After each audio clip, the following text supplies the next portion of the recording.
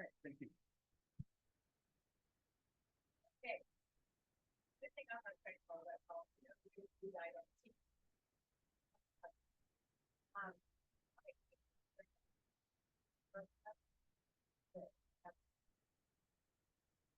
Well, welcome. Fine.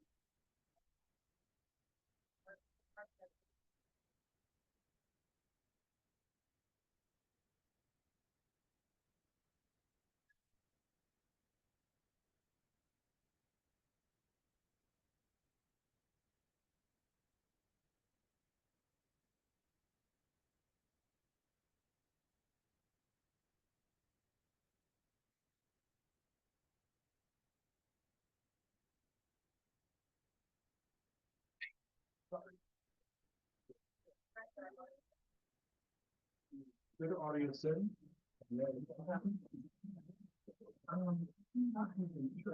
Check, check.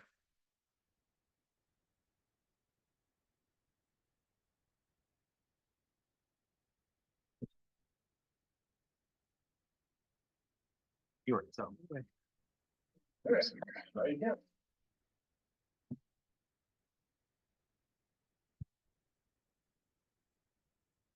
All right. Okay, what do you think now? All right, take two.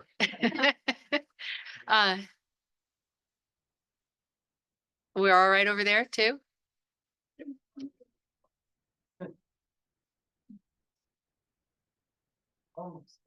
Almost there.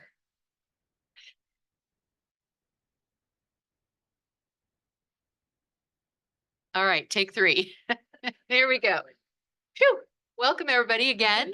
Let's start with roll call of both the council and the Park and Rec Commission. I am here. Here. Here. Yes.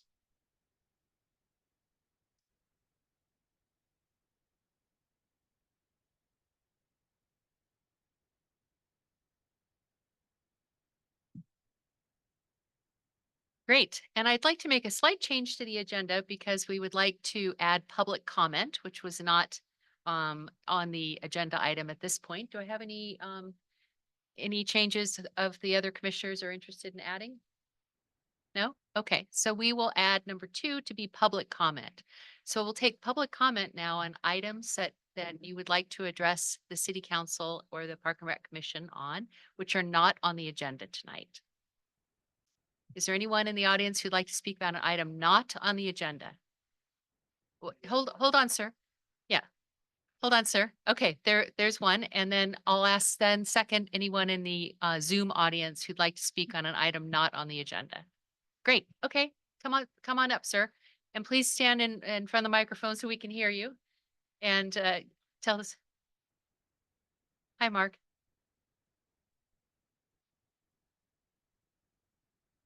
Oh, okay. You mean about the down tree that, okay, I'll ask. Thank you. Anyone else want to speak on an item not on the agenda? Come on up. And then Lynn after you. Go together? If you'd like. Subject. Yeah, thank you. Well, I'm not sure So, if we're. and just introduce yourself. That would be Yeah. great. Hi, I'm Nancy Klein. Hi, Nancy. Jackie Littman, we're both Greenbrae residents. Hi, Jackie. Yes, and I'm not clear whether it's on the agenda to Well- discuss the Greenbrae School Park as well and off-leash hours. So was- the dog and leash showers are on the agenda, but if you want to bring up the, Madam Mayor, she's written public comment prior. She's one of the people requesting that you offer off-leash dog hours in Greenbrae School Park. oh, okay, so that. So that is not on the agenda. That is not on. That the- is not on the agenda. We're just trying to follow policies. Oh, and I understand Yeah. that this is a special meeting, Yes. so I wasn't sure you were really going to have public comment at a special We are. meeting. We are about Okay. the off-leash, proposed off-leash program in Piper Park. But if you would like to bring up a different one, it's not on the agenda, so go ahead. Oh, okay, thank you. Do you want to go first, Jackie? Well, we're interested in also having some off-leash hours at Greenbrae School Park. And one of my reasons for choosing to take my dog down there versus the dog park at Piper Park is I don't have to get in my car. I can walk down there early in the morning. There's no kids around. And I'm interested in having that be a legal thing that we can do, Okay, gathering with the neighbors thanks. and dogs running. Yeah. So, meeting at the park has, with other dog owners has in the past been a really nice opportunity for people in the Greenbrae School Park community to get together, visit with their neighbors, build a community, and also have an opportunity for their dogs to run and actively play, which they need to be able to do. And we believe that the off-leash hours in the park would be consistent with other uses. My experience has been, or many of us are long-term residents, I should say. I've been in the community for 25 years. I know Jackie's been there for a number of years too. And my experience is that there are really very few people in the park for many hours of the day. And up until probably the last couple of years, there were dog owners coming with their dogs, visiting in the morning. But in the last couple of years, since you're not allowed to have dogs off leash, there sadly are really no people in the park. And that's unfortunate because it's a very lovely park and we would like to see it used cooperatively in the community. So I think it would be consistent to have some set hours. I've reviewed some of the complaints that have been submitted to the city in relation to all of the city parks and dogs. And the one that comes to mind in concerning Greenbrae School Park was a resident who was, Come oh, I'm closer sorry. to the mic, please. Yes, sorry. A resident who was concerned that there were excuse me, people in the park with their dogs off leash 7 hours a day. I'm not aware of people being in the park that many hours, but regardless, I think that's a problem that could be remedied easily by setting specific hours, for example. And I suspect that the other concerns that were raised could also be addressed in a problem-solving way. And so for that reason, we're requesting that the council consider off-leash hours so At that School Park. yes, at Okay. Greenville School Park, so that we can continue to meet and get together with neighbors and do what we've done for a lot of years until recently. Thank you. Thank you. Is there other comment for items that are not on the agenda? I see one hand online.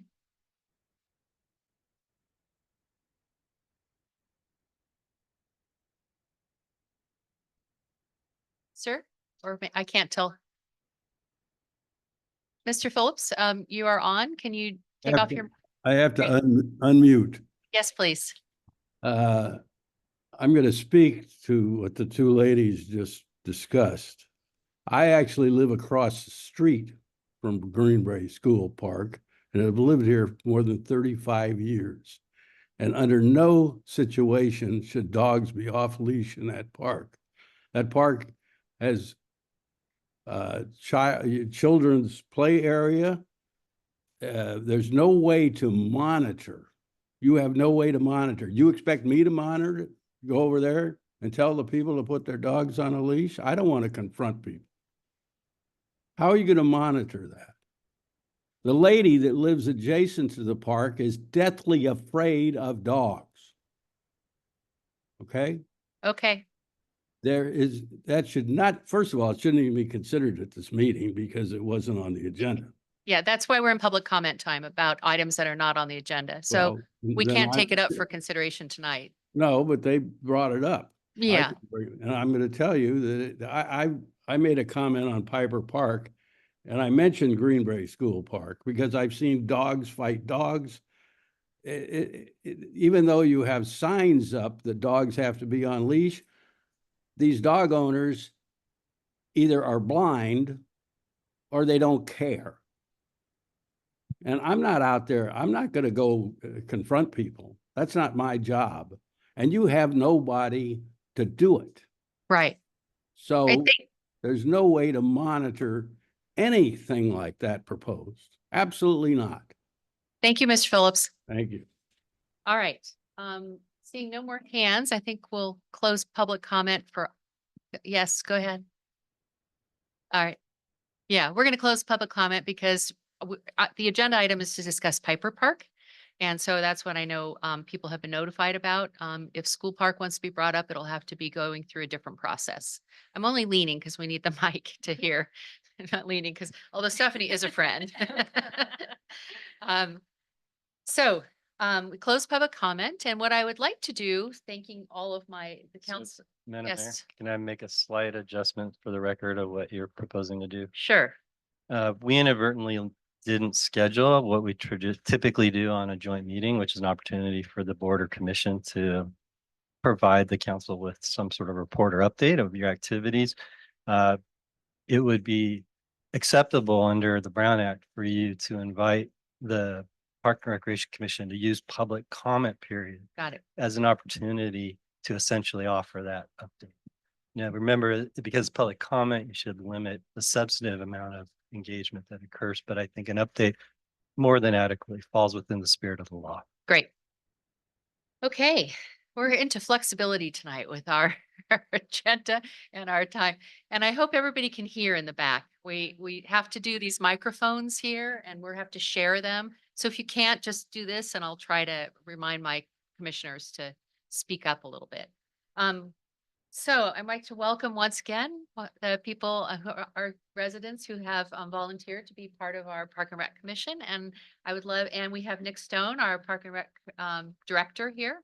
So I'd like to open it up for just an opportunity for you all during this public comment time to just fill us in on what you're doing in the commission. And if Nick Stone would like to start to lay it out.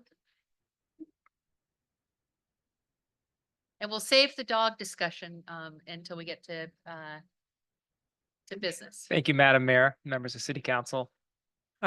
We've had a great year this year in Park and Rec. We have recently Rita and Public Works completed work at Niven Park, and we reopened that playground, Alex's playground, in November. And I think most of you were there, and it was a great time, really good feel.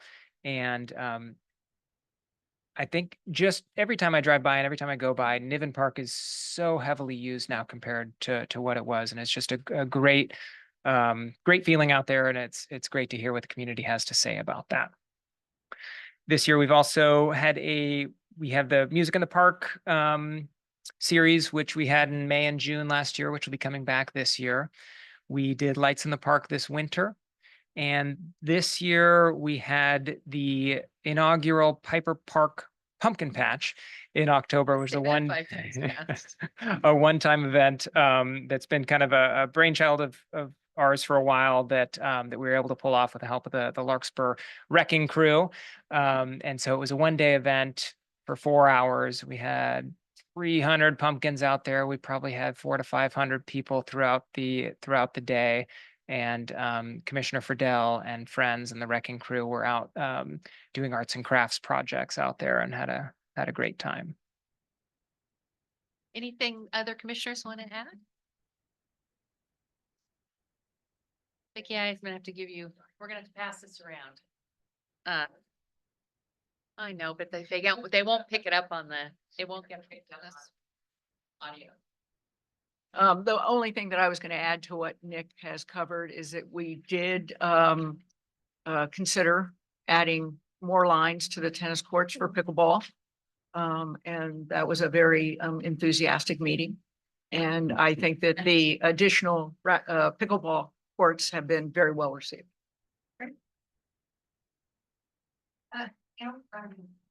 And then I noticed our public group of individuals suddenly dropped off. Oh, okay. Thank you. Anybody else on the commission want to add something? Yeah, I'd like to add. Sure. I think earlier this year. Introduce yourself to everyone. Reed Baxter, Commissioner of Parks and Rec. Just wanted to say also this year, I think due to be installed shortly. And I wanted to say thank you to the Department of Public Works for the new irrigation and mulch at Bon Air Landing in Hamilton Parks. Looks great. What is the signage going to be? So the new signs are actually installed already. So you've probably seen them on your way out there. Yeah. So that was a process that went through the Park and Rec Commission, and the signs, I think, at just about all the parks have been installed. So So it's kind of similar, it's the same signs for everything. Obviously, the names are different, but it's a great, The same look. exactly. Were you gonna say something, Elizabeth? Director Stone, Elizabeth Sunshine on the Rec and Park Commission. I thought you were going to mention, and I know they are not installed yet, but the interpretive signs that we've been working on at Piper Park that talk about the flora, the fauna, the birds, and the history of the park. And I guess they are replacing signs that are very old and have kind of fallen down. But we're working with a local artist who's also a biologist, and they're going to be really stunning and a real asset to Piper.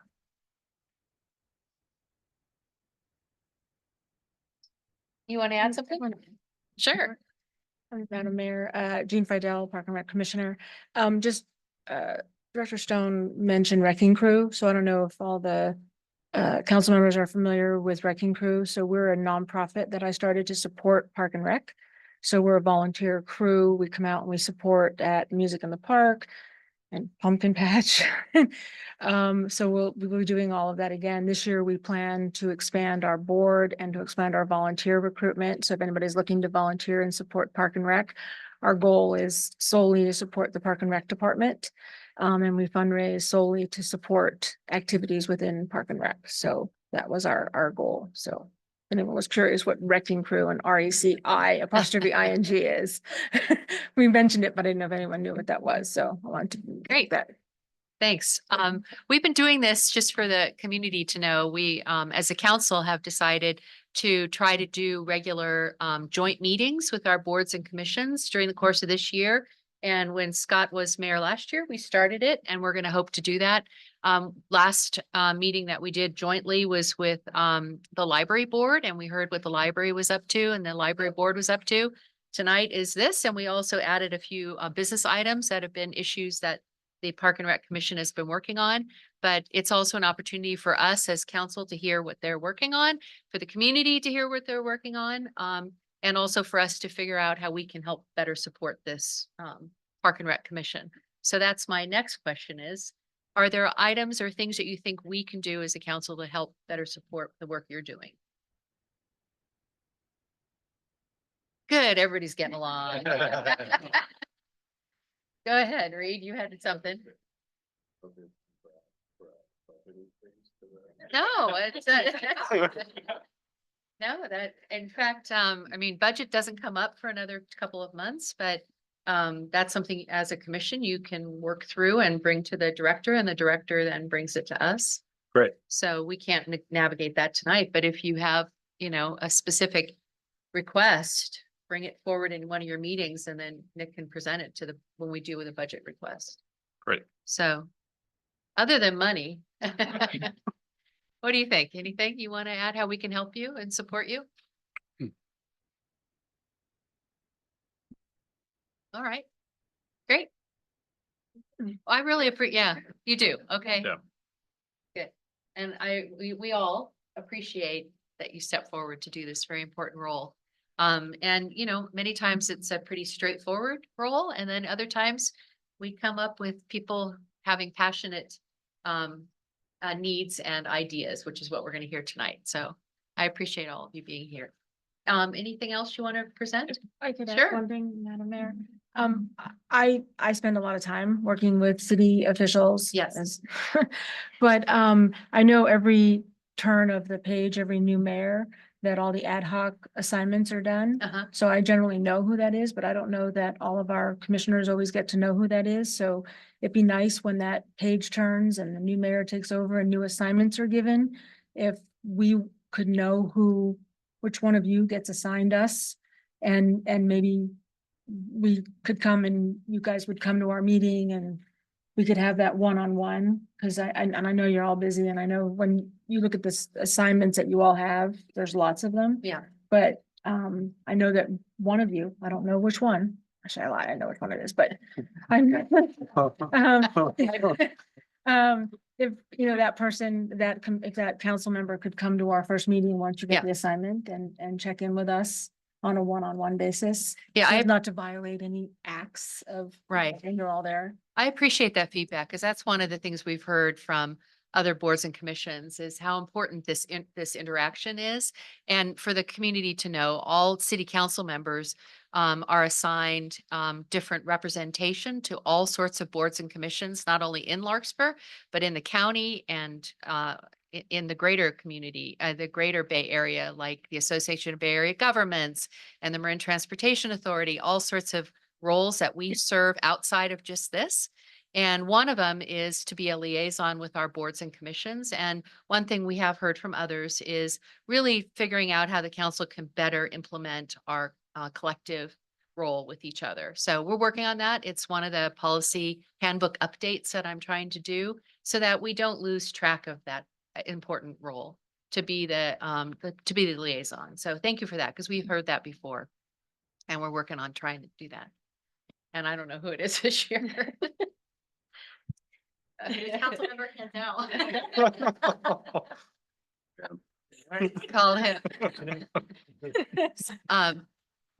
But that's an important, but thank you for that, because we heard that also from library board, that they would really like to be able to share more of what they're doing so that we can give the feedback and the information to the rest of the community. So, all right.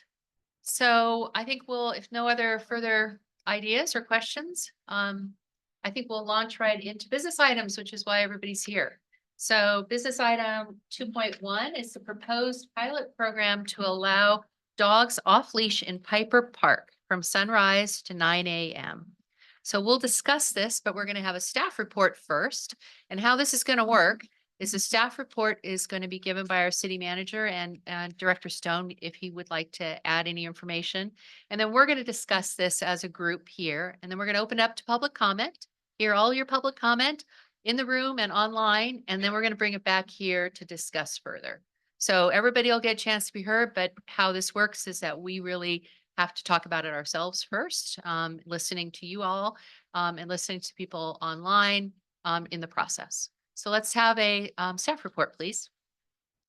Thank you, Madam Mayor, council members, commissioners. The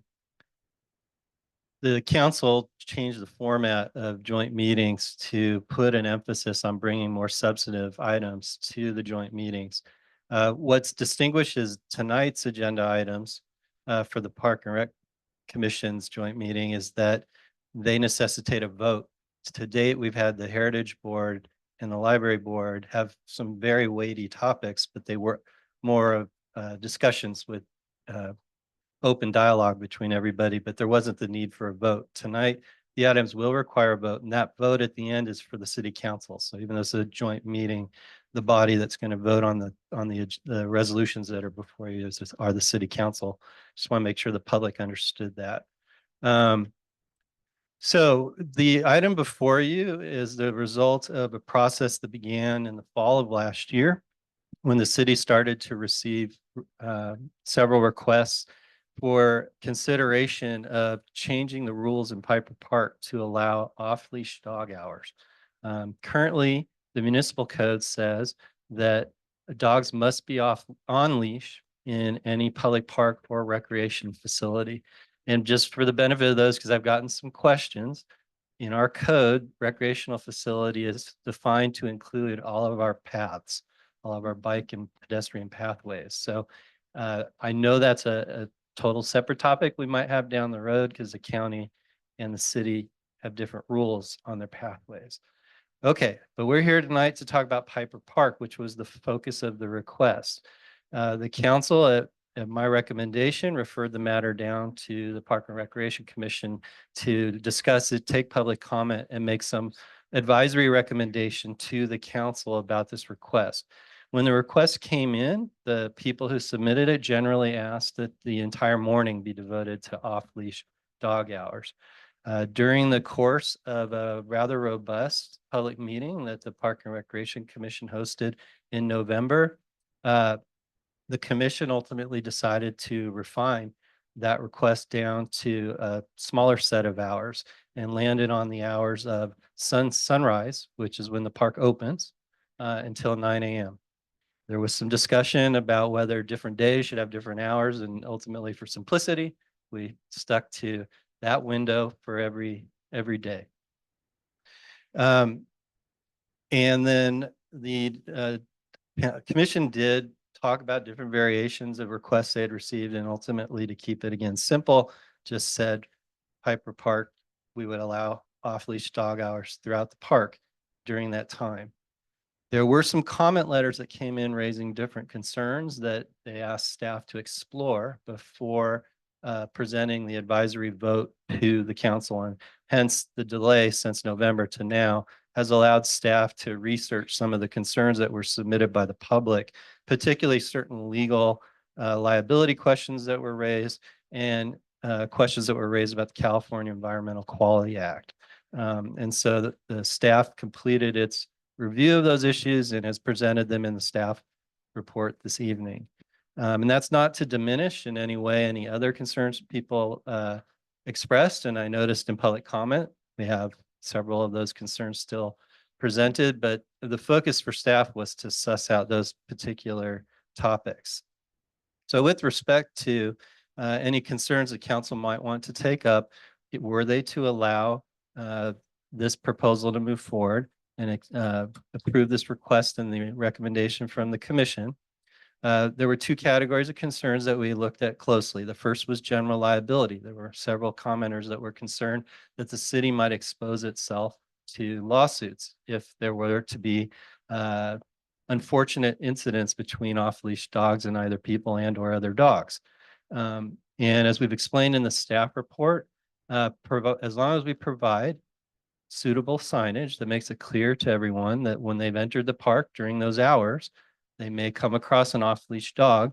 California law generally provides immunity to the city in this area because parks tend to fall into the concept of use at your own risk as long as you've been sort of given reasonable notice of what the risk is. So we feel comfortable that you are not opening the city to additional liability to approve this program.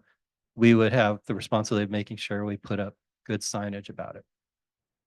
The other set of concerns we received fell under the issue that the park is surrounded by a waterway and has marsh wetland areas, some of which are considered protected habitat, particularly for the Ridgway rail, which is an endangered species of bird in our community, and concern that off-leash dogs could potentially disrupt that environment and or injure an endangered bird. As staff has provided in the report, we first asked the question of whether or not this risk exists at all. And yes, it does, but it actually exists today. And we have signage up there now that tells people you can't allow your dog into the wildlife area, because one of our concerns in having our park next to wildlife area is that people be respectful of it. So one of the conclusions of staff after we looked through this issue is that the issue of the dogs being off leash doesn't necessarily heighten the city's risk that we already have. And in fact, one could argue all of the park activities present a risk to the wildlife area, and that we always incur this potential risk. Again, a key part of this is education and signage to help mitigate. At one point in time, years ago, we looked at the idea of creating barricades to keep people out of the wildlife area. That actually could create more environmental harm than good and was dismissed as a bad idea. So if anybody was thinking of suggesting that, it's not something that the city's interested in pursuing. Additionally, we asked the question of whether this is a project under CEQA, because that would require us to conduct a fairly thorough environmental review of the issue. And ultimately, in consultation with the city attorney's office, we came to the conclusion that this is not a project under CEQA, it's exempt under CEQA. And we've identified several exemptions that we believe, categorical exemptions that we believe apply should you adopt this program. I want to emphasize that the recommendation from the Park and Rec Commission is to adopt this on a one-year trial basis. Pilot program was used. I think pilot. The idea was just, let's see what happens if we let this if we allow dogs off leash for a year, we'll reconvene in a year and judge whether this works or not. And so that's part of the way this is presented to you this evening. When we made the presentation to the Park and Rec Commission, we thought the municipal code would have to be amended. Upon further review, we don't think that's the case because the municipal code empowers the council to designate an area as a dog park. And so essentially the resolution we provided to you would designate Piper Park as a dog park for the hours in question. And so we believe that satisfies the municipal code. And so you could actually approve that this evening by adopting that resolution and the program could move forward. With that, staff is available for questions. Could you give a little background on why I think it was October 23, we adopted the policy of dogs must be on leash. That was a new policy. No, that's actually been the municipal code. I'd have to do some research to find out. It probably goes back a few decades. Okay, Um, but the new signage went up then. so what occurred is that over the years, I would say the rec department, and I don't think we've ever quantified it, would probably say in its top 5 complaints are dogs off leash, particularly in Piper Park and Niven Park. And so it reached a volume where upon recommendation from the recreation director and upon review by Public Works, which does all the work in the parks, the feeling was that we had an obligation to put up that signage and institute some level of enforcement of the rule. At the same time, we were working collaboratively with one of our other partners in the Central Marin Police Authority, the town of San Anselmo, to reinstate the Community Services Officer program. And it's common for community service officers to assist in the enforcement of park rules. It's preferable to a police officer with a gun doing that job. So we were able to work with them, fund that program, and that gave us an employed person who had that as one of their assignments. They were hired being told one of your assignments will be to enforce park rules. And one of the ones we really need enforced in Piper and Niven Park is the issue that dogs are off leash and we're receiving a lot of complaints. And one of the reasons why we do that is a consistency in enforcement between our Central Marin Police Authority 3 cities, which are Corte Madera, Larkspur, and San Anselmo. You mentioned San Anselmo, but are there any other of those 3 jurisdictions have parks with this type of off-leash policy in which dogs are allowed sunrise to 9? So San Anselmo has had a longstanding, modestly documented program to allow a similar type of arrangement in one of its parks, in Memorial Park, its main park. And they recently convened public meetings to discuss whether the program ought to actually be a program, whether it ought to be recognized by the city. It was sort of one of those, it's existed forever, so nobody's going to touch it sort of situations that existed in San Anselmo for the early morning hours. And they've now defined it better in terms of when they allow off-leash dogs in Memorial Park. That is the only other park in the jurisdiction of Central Marin that I'm aware has any sort of off-leash dog hours. So our current policy is all of our public parks require dogs to be on leash. Except Including- for a designated dog park. So we Except for do dog have a designated dog park, a new one in Piper Park. So you can be off leash in that designated area. So for policy reasons, if we deciding on depending upon what's decided on tonight, would we then have to address this in every single other park? Should it come forward? Like we just heard some public comment on School Park? Or because this resolution is written specifically for Piper Park. So the request was specifically about Piper Park. We did note in the staff report, this could be considered precedent setting on your part. It's a precedent if you think it is. You could also say we only want to allow this in one park. But you have a request that you heard a little bit about tonight regarding a different park. Staff's instinct is there's at least 3 other parks, probably. Definitely one other park where we're going to get a request for this. And so you might want to consider discussing that. Today, we did put that in the report that you might be setting a precedent. I don't know that I would speak specifically to any other park but you might want to talk about, are we comfortable entertaining requests for other parks? Director Stone, anything else you want to add? I like that, Director Stone. I like it too. I do.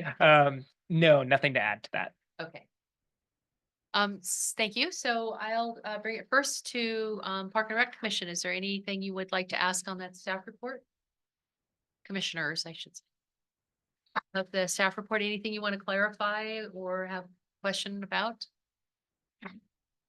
Okay. Y- Yeah. Yeah, I guess with regards to the probationary trial period, where we allowed dogs to be off leash, were there ever any reported incidents that the staff is aware of? You mean when we didn't have the CSOs? So Correct. if the behavior was going unregulated, did we? I don't recall an aggressive dog report that rose to the level that would reach me, Or law. Okay. right? So there's two types of dog complaints. There's calling the rec director because you're mad because the rules aren't being followed, right? And then there's calling the police, the city manager, or animal control because you feel a dog is a danger to the community. And I'm not aware of that latter category having occurred in Piper Park with respect to the morning hours. So Thank you. Jean? So I read every letter that came in and it would seem actually, I did a pro con count and seemed pretty even. But, so should this go forward, how are the metrics measured? Like, how do we know that the year trial period was successful? No one's bitten, no one's run over, like what's a success, what's a failure? I think barring direction from both bodies about what you want those metrics to be, the longstanding practice of Larkspur is measure the number of complaints. So that would probably be my number one metric. Did people complain? And if they did, what did they complain about? And that would be probably how Mr. Stone and Assistant City Manager Shannon O'Hare would work with me to judge and recommend whether the program should continue. Then just one quick Sure. question. So this says it ends at, so we're saying that the cycle ends at 9, so 9:01, you get a ticket, 9:30, you get a ticket. What's the sliding scale? Like someone's gonna be standing out there, like, seems like it's the threshold gets pushed and pushed and pushed. Yeah, so there's two aspects to that question. So the first is what happens at 9:01 for your personal liability, which is actually the more significant point. At 9:01, the dog owner with the off-leash dog now has all personal responsibility for any incident that occurs because they are now in violation of the rules, right? And so that's significant because were there to be an incident, who would be held accountable comes into question. With respect to our enforcement, typically when we start a new program, yes, we would probably tell the CSO first few weeks, we want you out there at 9 a.m. We probably aren't going to be issuing tickets that first couple of weeks. We'll be educating people that, hey, we have this new program. We let you be off leash, but it's 9 o'clock. You need to get on leash. And then we would start to ticket, and then enforcement, just like any other rule that we enforce, becomes when we assign somebody to do that activity. And big part of any policing organization when you're dealing with this type of regulation is to not be totally predictable about when you're going to come out and enforce the rules. That helps remind people it could happen at any time and they should probably follow the rules. Yeah, enforcement is always a challenge in small jurisdictions, like we know, and it really requires community and individuals who are riding bikes or driving their cars too fast or having their dogs off leash in an on leash area to be personally responsible, and we have to rely on that. We do have community service officers that were voted on by the Central Marin Police Authority Board several years ago to help with enforcement of matters like this, not just in Larkspur, but in San Anselmo and Corte Madera, where we share our police departments, because there have been issues in which users of the park space, not just Piper, but in Town Park, et cetera, are not engaging responsibly. So we have had to have community service officers. They don't want to be issuing tickets. They would rather people followed the prescribed and decided upon rules, but that often happens and we struggle with that all the time. But our law enforcement officers are engaged in public process in which they try to make sure they balance the needs of the park and the public spaces for all users. So I think Central Marin Police Authority has two, I think, community service officers who do all three of our jurisdictions, 2 or 3. There are 2 community service officers. They only work for the city of Larkspur and the town of San Anselmo.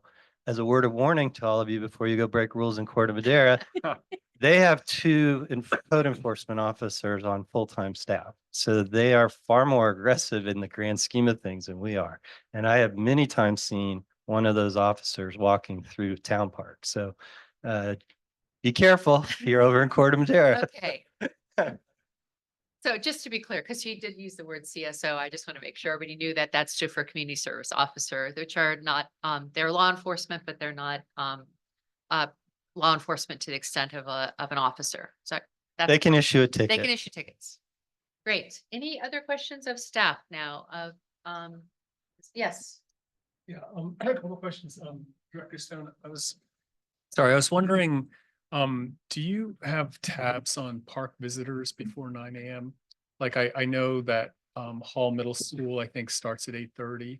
And I go to with the Larkspur walkers at 9, so it looks pretty empty on Mondays. But how many people are actually in the park, from sunrise to 9? Most days I start at 9 o'clock, so I'm occasionally there as early as 7 a.m. and it's a pretty lightly used park at those hours. People are definitely out walking as early as probably right before sunrise, but not heavily used, as you'll see later in the morning and especially in the evenings. Okay, and one more question, perhaps for city manager. So around the water, if we, have the sign wildlife area, no dogs, what are the fines and penalties if that's not, if someone lets the dog go in the water or whatever? I'm going to expand on Director Stone's answer to your last question. Then I'm going to pass the mic to the city attorney to talk about the consequences of an incident in the wildlife area. Although I don't think we have any counts of what's occurring before 9 a.m., I was remiss in failing to note, I think one of the deciding factors of the commissioners when they chose 9 a.m. was that they wanted the dog hours to end before the walkers started. So I think they chose 9 a.m. in part because they were informed that that's when the walkers started their program. So I'm going to let city attorney talk to you about the consequences of should there be any damage in the wildlife area. Well, so your direct question was about fines, and so if it was treated as a municipal code violation, I think typical fine schedule goes from $100 to $200 to $500. I'm happy to expand on like the whole set of issues, but I didn't know if you were particularly focused on just what the fine would be if somebody allowed an animal into under their control into the waterway. Okay, no, that's good. Thank you. Okay. Okay, any other questions of the staff report before we hear public comment? Okay, so I just want to acknowledge that we've received lots of public comment via email, and it's all been posted on the city's website and it's all been distributed to the council. And we also I actually have the whole document of public comment from the November meeting in which the Park and Recreation listened to this. So there has been a lot that's been received and we can talk about that. If you would like to come up and give public comment, you're more than welcome to. Just know that if you did submit it in advance in an email, we do have that, but you're welcome to come and speak with us directly. So we'll start. Oh, were you going to say something? I was just going to say I should expand on one point about the I think the staff report. I'm happy to expand on anything in the staff report about legal liabilities and risks, including the environmental ones. But I did want to say that in addition to the city's own fines, that so your question was narrow about entering the waterway, but as discussed in the staff report, there are known to be endangered species that spend time there. And under the Endangered Species Act, they use this unfortunate word take.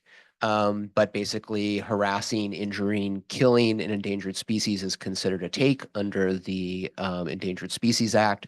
And an individual who failed to control their dog and the dog and the dog killed or injured one of the ridgeway rails or another endangered species that was in the water or around the waterway would be potentially subject to action by the Environmental Protection Agency or individuals who wanted to take legal action as basically under legal theories that allow them to stand in the shoes of the government in enforcing those laws.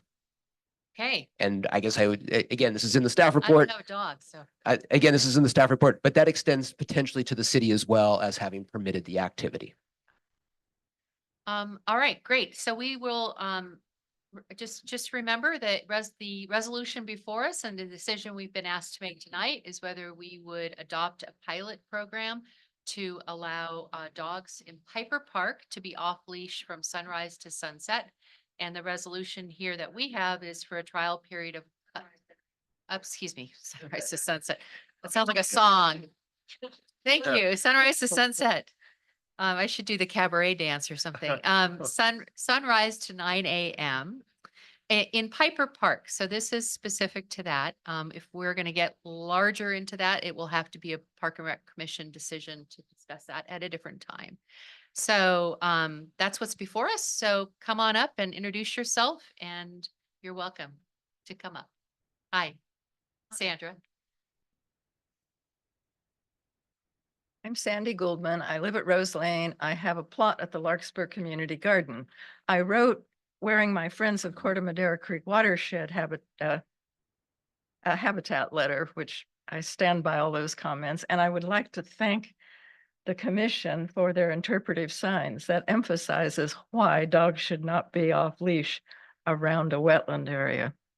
But I'm going to describe my personal experience. My plot is right along, it's on the east side of the community garden. I'm typically there an hour or two at a time, once or twice a week. I have to say, the last time I counted, there were 12 pedestrians. This was in the afternoon. Every single one of them had at least one dog off leash. The idea that this is a pilot program allowing dogs off leash, they're off leash all the time already. Typically, I'll see, 8 or 10 people with maybe one leash dog and one pedestrian with no dog. But the overwhelming majority of people I see walking along the path have unleashed dogs, often more than one. And voice control is absurd. You often can't even tell whose dog is whose. People are Fluffy, Fluffy. Who's Fluffy? Fluffy's not responding. I mean, voice control is a dream. And I have been bitten unprovoked. Just a dog ran up and bit me. I'm afraid of dogs. And frequently, I'll be outside of the fenced area. We absolutely allow no dogs in the garden. A dog runs up to me and the owner says, "Oh, my dog's friendly." And my reply is, "I'm not. I don't know your dog. I don't want your dog running up and rubbing its nose on my leg. No, thank you." Once a woman came up and I was gardening in my plot and she had a dog covered in mud. And she said, "Oh, my dog got in the marsh and he smells so bad. I don't want to put him in the car." Well, I sympathized with her. This dog just reeked of mud and was covered in mud. So I went down to the gate, opened it, handed her the hose, turned it on. And I said, "Actually, your dog should have been on a leash." And she said, "I know, I'll never let him off the leash again." And I have seen other dogs go in the marsh, not frequently, but they do. So I really hope you'll think long and hard. And if you do decide to allow unleashed dogs, please have rigorous enforcement the entire rest of the day, because now it is a free-for-all. Thank you. I think I've been a little remiss in not saying that, public comment, since we have a lot of people online and a lot of people here, we would like to keep it at 3 minutes. The timer's all the way back there and I don't need to, I probably would have to jump behind there to plug it in. But I'm gonna try to keep everybody, and maybe Gabe can keep track with his phone. But I'm gonna try to keep everybody to about 3 minutes so that we can really hear from, the people online also. So thank you, Sandra. Who would like to come up next? Okay,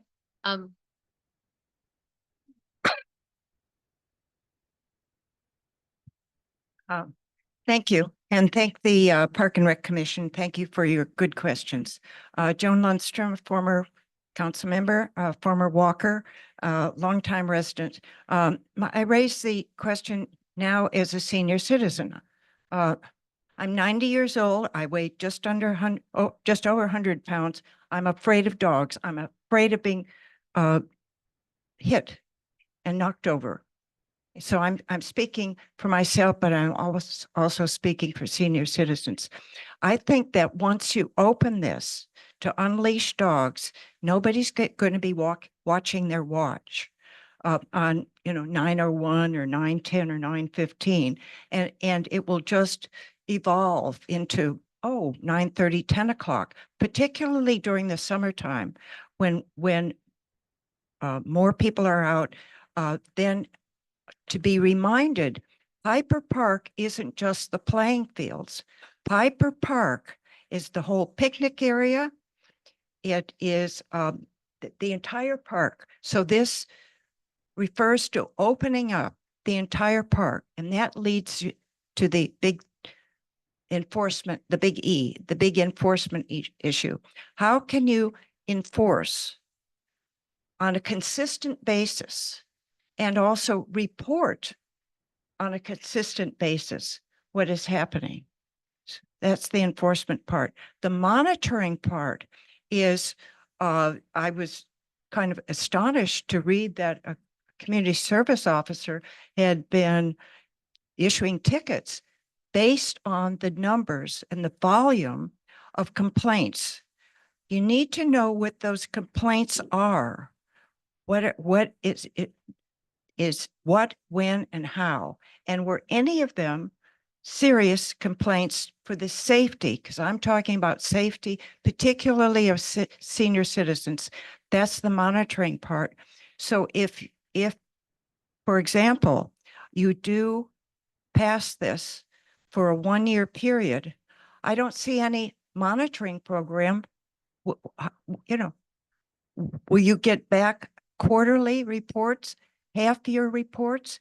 If something really turns bad, you're by your resolution bound for 1 year. The council is. You have no what if, pull the plug, there's a real problem. So I would, and I hope you don't, and I encourage you not to open this up, because it might sound benign, but it's an open-ended question of people coming, and there are more dogs and there are more people, and with more dogs, there are more folks who might not obey the rules as many of responsible owners do. thank you. Thank you. Joan. Thank you very much. Thanks. Yes, sir.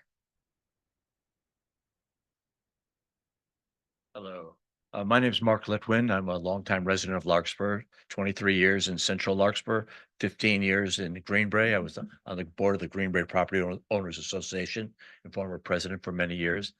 I have had dogs in the past. I do not have a dog currently. I walk in the park almost every day, mostly in the morning and often in the afternoon. However, I am a foster parent for guide dogs for the blind. And I'm currently fostering my 42nd dog for guide dogs. And I walk in the park with a dog, and I have to be especially careful and concerned about other dogs and the dog I'm walking, because I cannot take a risk of having that dog injured or attacked by another dog. The guide dogs cannot go into the dog parks. Dogs react quite differently in a dog park when they meet a new dog. And I have been walking with guide dogs for at least 8 or 9 years, I have never had an incident with another dog or an owner of another dog. Everybody's been courteous to me.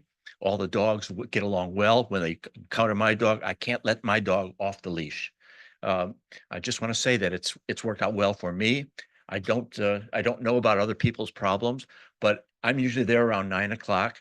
I don't see many Larkspur walkers walking around the park at that point in time. I know that they gather in the parking lot and go walking the streets of the city, but there are 4 women who often are walking along in the park, but I don't know that they have any particular problems with dogs. In any case, I don't, and I have to be especially careful because that's my obligation to guide dogs. Thank you. Thank you. So it sounds like you're you're in favor of having dogs off. Yeah, I don't see it as a major problem. Okay, got it. to be frank.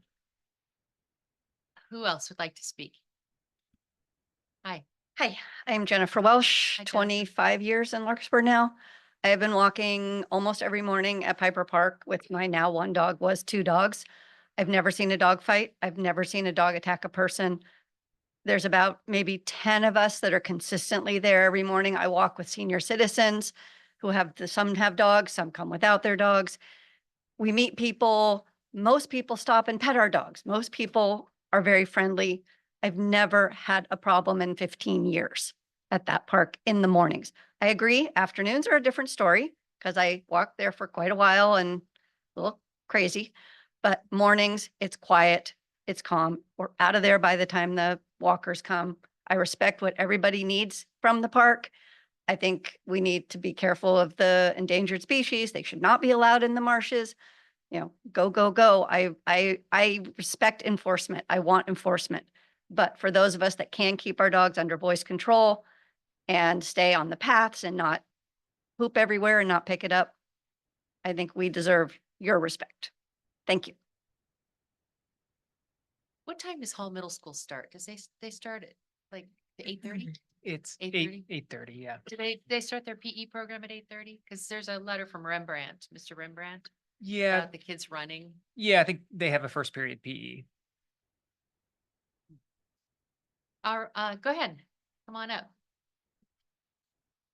My name is Becky Steen, and I'm here to encourage you to vote in favor of the pilot program. A couple of things I'd like to say. First of all, you guys asked really good questions, and one of the themes of the questions that were asked is, where's the data? Has anybody actually been injured? And one of the things, I read all the letters as well, and one of the things that was obvious to me is, or that I found, is that there was a lot of theoretical we could be. I volunteer for Marin Villages. I've driven tons of elderly people to doctor's appointments, to this and that, hair appointments, and some of them have had broken most knees and things like that, wrists. None of them have gotten a broken bone because of a dog. So I think that the people that are saying that it's been safe there, I would agree with that. The other thing that I'd say is it's an incredible community. There's 10 of you. If you haven't been there, I encourage you to come. It is an unbelievable community of wonderful people in the morning with our dogs. In fact, there was an article in the IJ recently from the bartender guy about, as a bartender, he knows everybody's drinks, but he doesn't know their name. And I would tell you, most people know the dogs' names, but not the people's names. And there's also a lot of older people there. And it's my observation also that the older they are, the smaller the dog. And they are so darn cute. All of these people in their 80s and 70s and 90s walking with their teeny little dogs, something you can just sort of pick up like that. The last thing I'd say, and especially if anybody listened to President Trump yesterday, it seems, to quote David Cameron, the former UK Prime Minister, we used to have opponents and now we have enemies. And that's the thing that I think is, we heard it certainly last night. And I'd like to say, I did read all of the comments, both in November and now. There are very legitimate complaints on both, and there's strong points of view on both sides. We as dog owners, we only want it for 2 hours, maybe 3, depending on the time of year. Let's compromise. You know, if you want to go for a walk and you're afraid of the dog, go at 9 o'clock. I encourage enforcement, but let's compromise. We're not getting what we want completely, but let's just compromise. Thank you. Thank you. I didn't watch that last night, but I watched some of the snippets, so thank you. But thanks for bringing that up. We did get a few letters from people who did mention accidents or being injured from off-leash dogs. So I appreciate that you acknowledge that there are both sides of the concern. So who else in the audience? Yes, please. And thank you all for sticking to the 3-minute-ish. Hi, my name is Sunny's mom. Oh, That's how they know me. Because dog people, that's how we communicate. You know the dog and you know the owner and Yeah. you may not know their name. But for your benefit, my name is Leslie Cothy. Thank I'm a you. resident of Green Bray. thank you. And I am pro pilot program.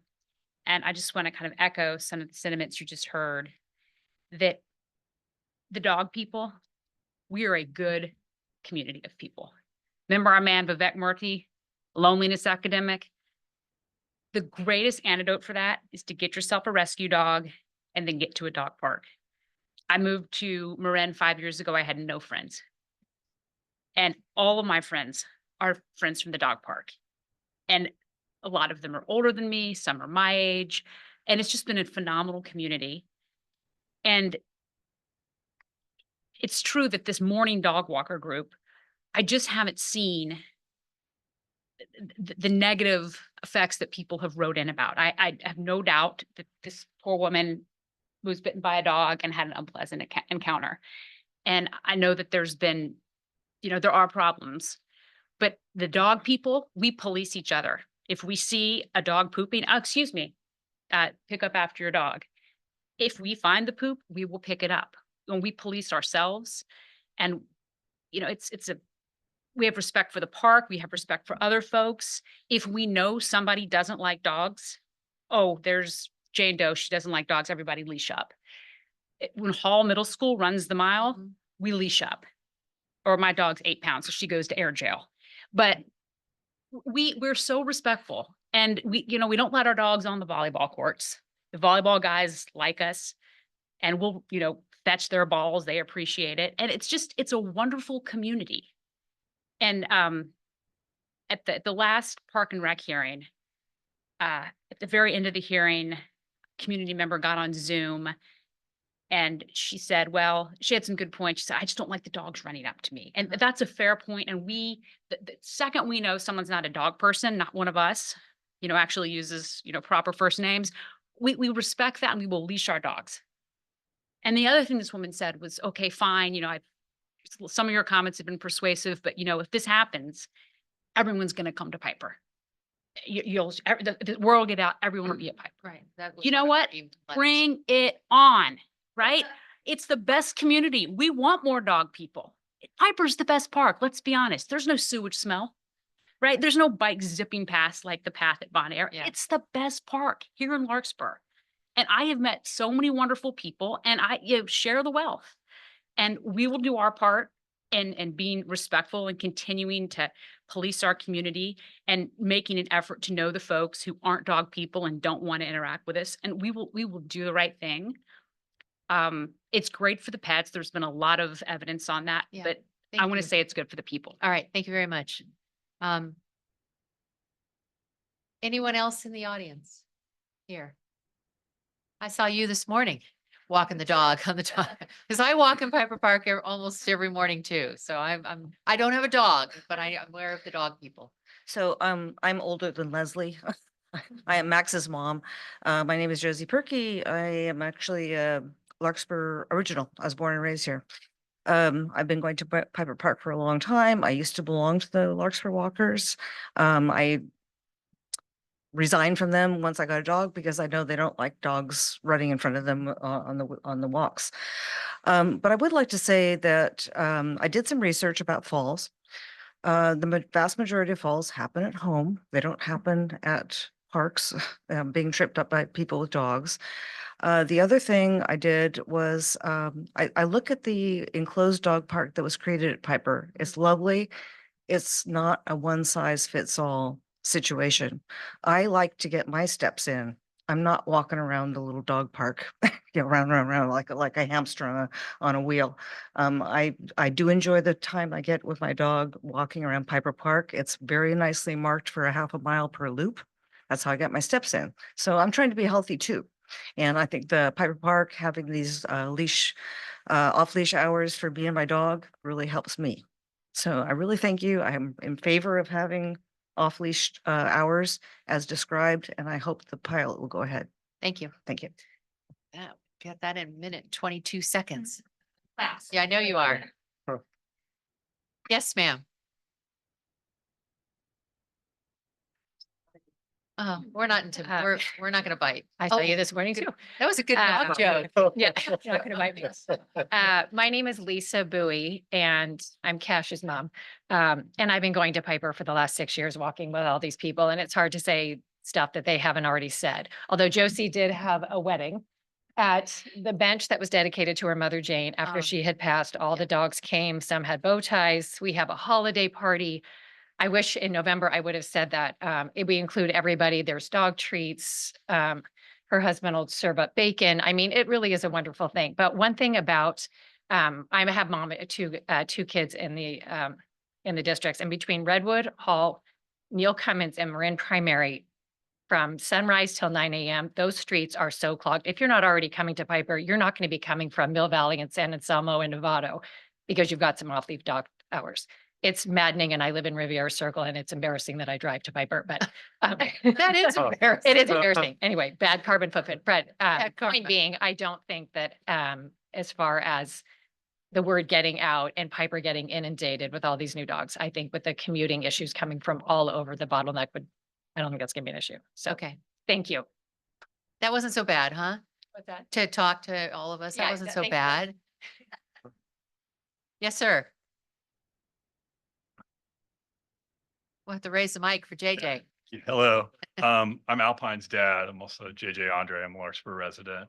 And I'm in favor of the proposal. There's a terrific group of people that walk in Piper in the mornings. Most of us have dogs. A lot of people are there every day. I'm not there every day, but I go there on the weekend, or on the weekdays when I can. One minor modification I would suggest when you vote is consider extending it, particularly for winter time, to 10 a.m. The sunrise in the winter's 7, sometimes a little bit later. It's a very compressed time period, December, January, February, anyways, something to think about. It's a great community. We are self-policing. There's hardly anyone there that's not with their dog on most mornings before 9 a.m. or 10 a.m. The Larkspur walkers are, I think, a great community. Most of them walk outside of Piper.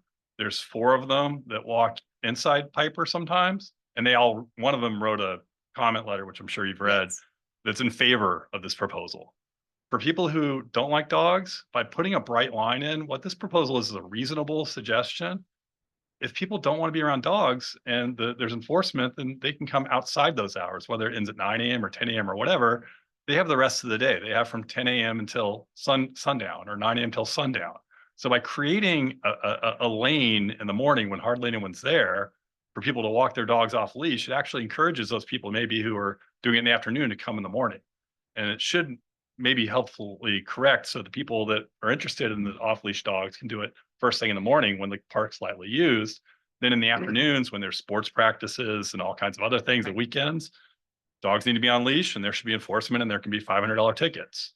But anyways, thank you for considering this. I thought the staff report was excellent. So I think the staff, I want to thank them. I want to thank the planning commission, sorry, not planning commission, the Parks and Rec for the previous meeting.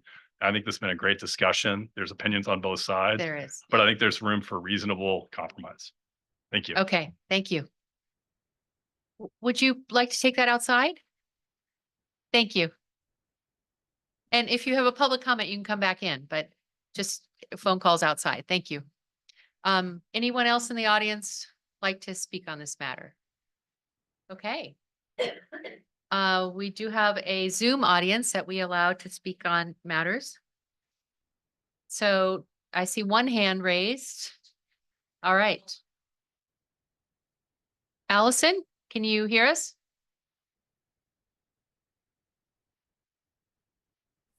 Allison, can you unmute yourself, please? Yes. Oh, my goodness. Oh, you're on. Thank you. You got 3 minutes. Appreciate you, Mayor Ware and council members. My Sure. name is Allison Hermance, I'm actually here speaking on behalf of Wildcare. As I'm sure you probably know, Wildcare is the Wildlife Hospital Nature Education Center and wildlife advocacy organization located in San Rafael. And we would like to express our ongoing concerns about the proposal to allow off-leash dogs in Piper Park, especially during sunrise, which is a really busy time for wildlife. While we at WildCare all love dogs and we all love dog people, of course, we also recognize the risks to wildlife from dogs' instinctive behaviors. In 2024 alone, WildCare's Wildlife Hospital admitted 121 animals that were caught and injured by dogs. And that's just the tip of the iceberg. Those are just the animals that were brought into us. I know there's signage and many dog owners do say that they have voice control over their dogs, but WildCare's intake records do refute that claim. The fact is, a curious dog encountering a fleeing wild animal will naturally disregard attempts at voice control, and a vibrant riparian habitat like the area surrounding Piper Park offers a lot of temptation to dogs. WildCare advocates for wildlife because we see in our wildlife hospital the harms that can happen to wild animals. Injuries and orphanings of wildlife due to dogs is a harm that could be avoided. We encourage you to maintain the current leash laws to protect the Corte Madera Creek ecosystem, and we encourage all the wonderful dog people everywhere to just maintain awareness of the wildlife that are around you when your dogs are off leash. Thank you so much. Thank you, Allison. Next hand. The next hand will be Barbara Salzman. Hi, Ms. Salzman. Can you unmute? I am unmuted. Thank you. Wonderful. Yeah, I have lived in Larkspur too many years than I would like to admit, more than 50. I was on the Park Commission many years ago, and I'd like to speak tonight as a combination of Marin Audubon and my own experience. First of all, this proposal is eerily like our current legal action against MMWD. It also involves a pilot program with the same components, categorical exemptions, and only the use is different that we're suing on e-bike use. So I think it would be good if your consultants and attorneys had consulted our court pronouncements on our interim restrictions on use.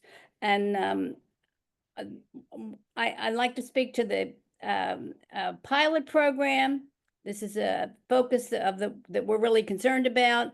It is insufficient to allow the comments or complaints from people to be the only measure of impacts.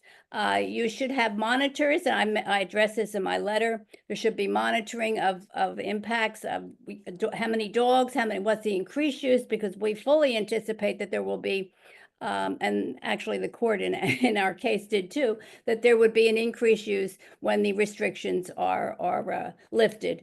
And I think that that's also demonstrated in the request today to have more use of other parks for unleashed dogs.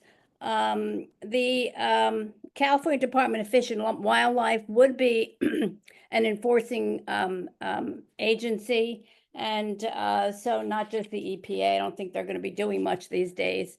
And I'd like to say that I don't walk in Piper Park much, but I did go for our Christmas count, and the place was it was in the morning, inundated by dogs and running after wildlife.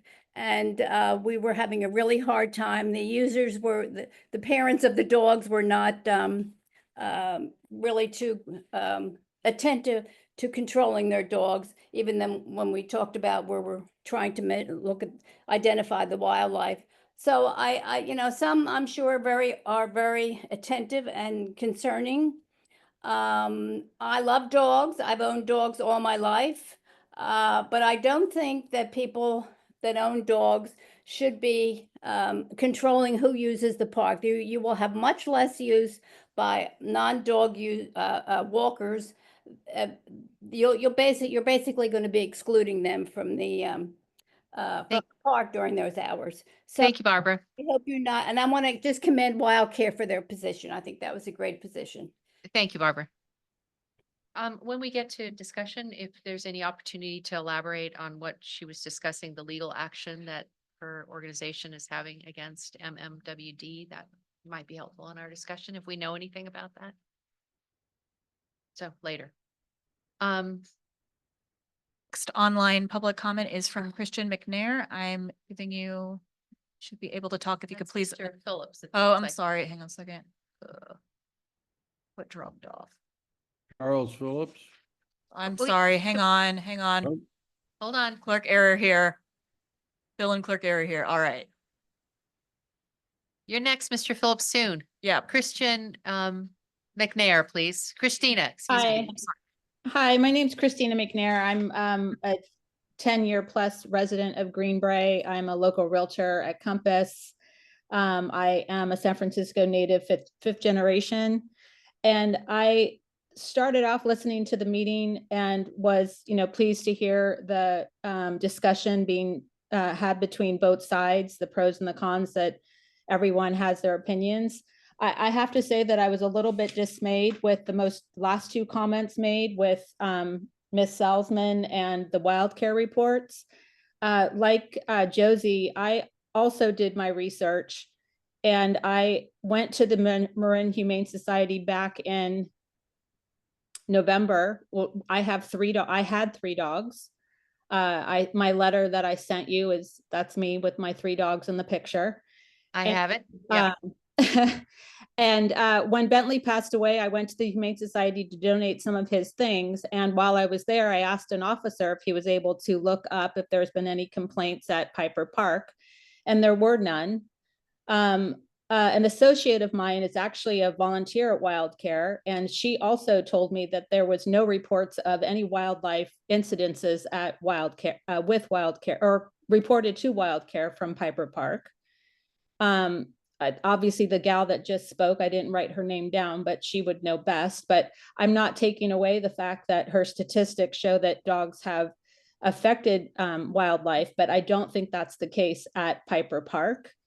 I agree with everyone that has been there this evening that we are a very tight-knit, lovely group of people that meet at the park every morning, from elderly to young, to a young couple just had their first baby. I mean, we all know one another so well. We're so respectful. And I'll be honest and tell you that I lead a very, very stressful life. And I find such joy going to the park in the morning. It's one of the favorite things that I get to do in the day that just makes me happy. I like to see the dogs. The dogs like to see me because I have great treats. The folks that go in the morning are just wonderful. I think that we should have a pilot program. I think that if you're concerned about enforcement, then perhaps you should assign some of us that are in that morning group as sort of as block park captains. If some of the people have issues, they can report to a block captain, and then we can report to council. I think there is a way for a win-win to satisfy everyone. We are not bad people. We are good, generous, friendly, respectable people that just want to enjoy walking around in a circle at the park for an hour and a half every day. It's not that much to ask for. Thank you, Christina. I think it was Christina, right? Yep. Yes. I think we have one more online, two more? I'm not seeing any raised hands. Thank you. I erroneously prematurely called on Charles Phillips, who had his hand raised. If he'd like to raise his hand again, I'm going to allow you permission to talk. There you go. Mr. Phillips, we've heard from you about a school park. Would you have a comment about Piper Park? Yes, I'm a Larkspur walker and I want to correct the record. The Larkspur walkers started at 8:45.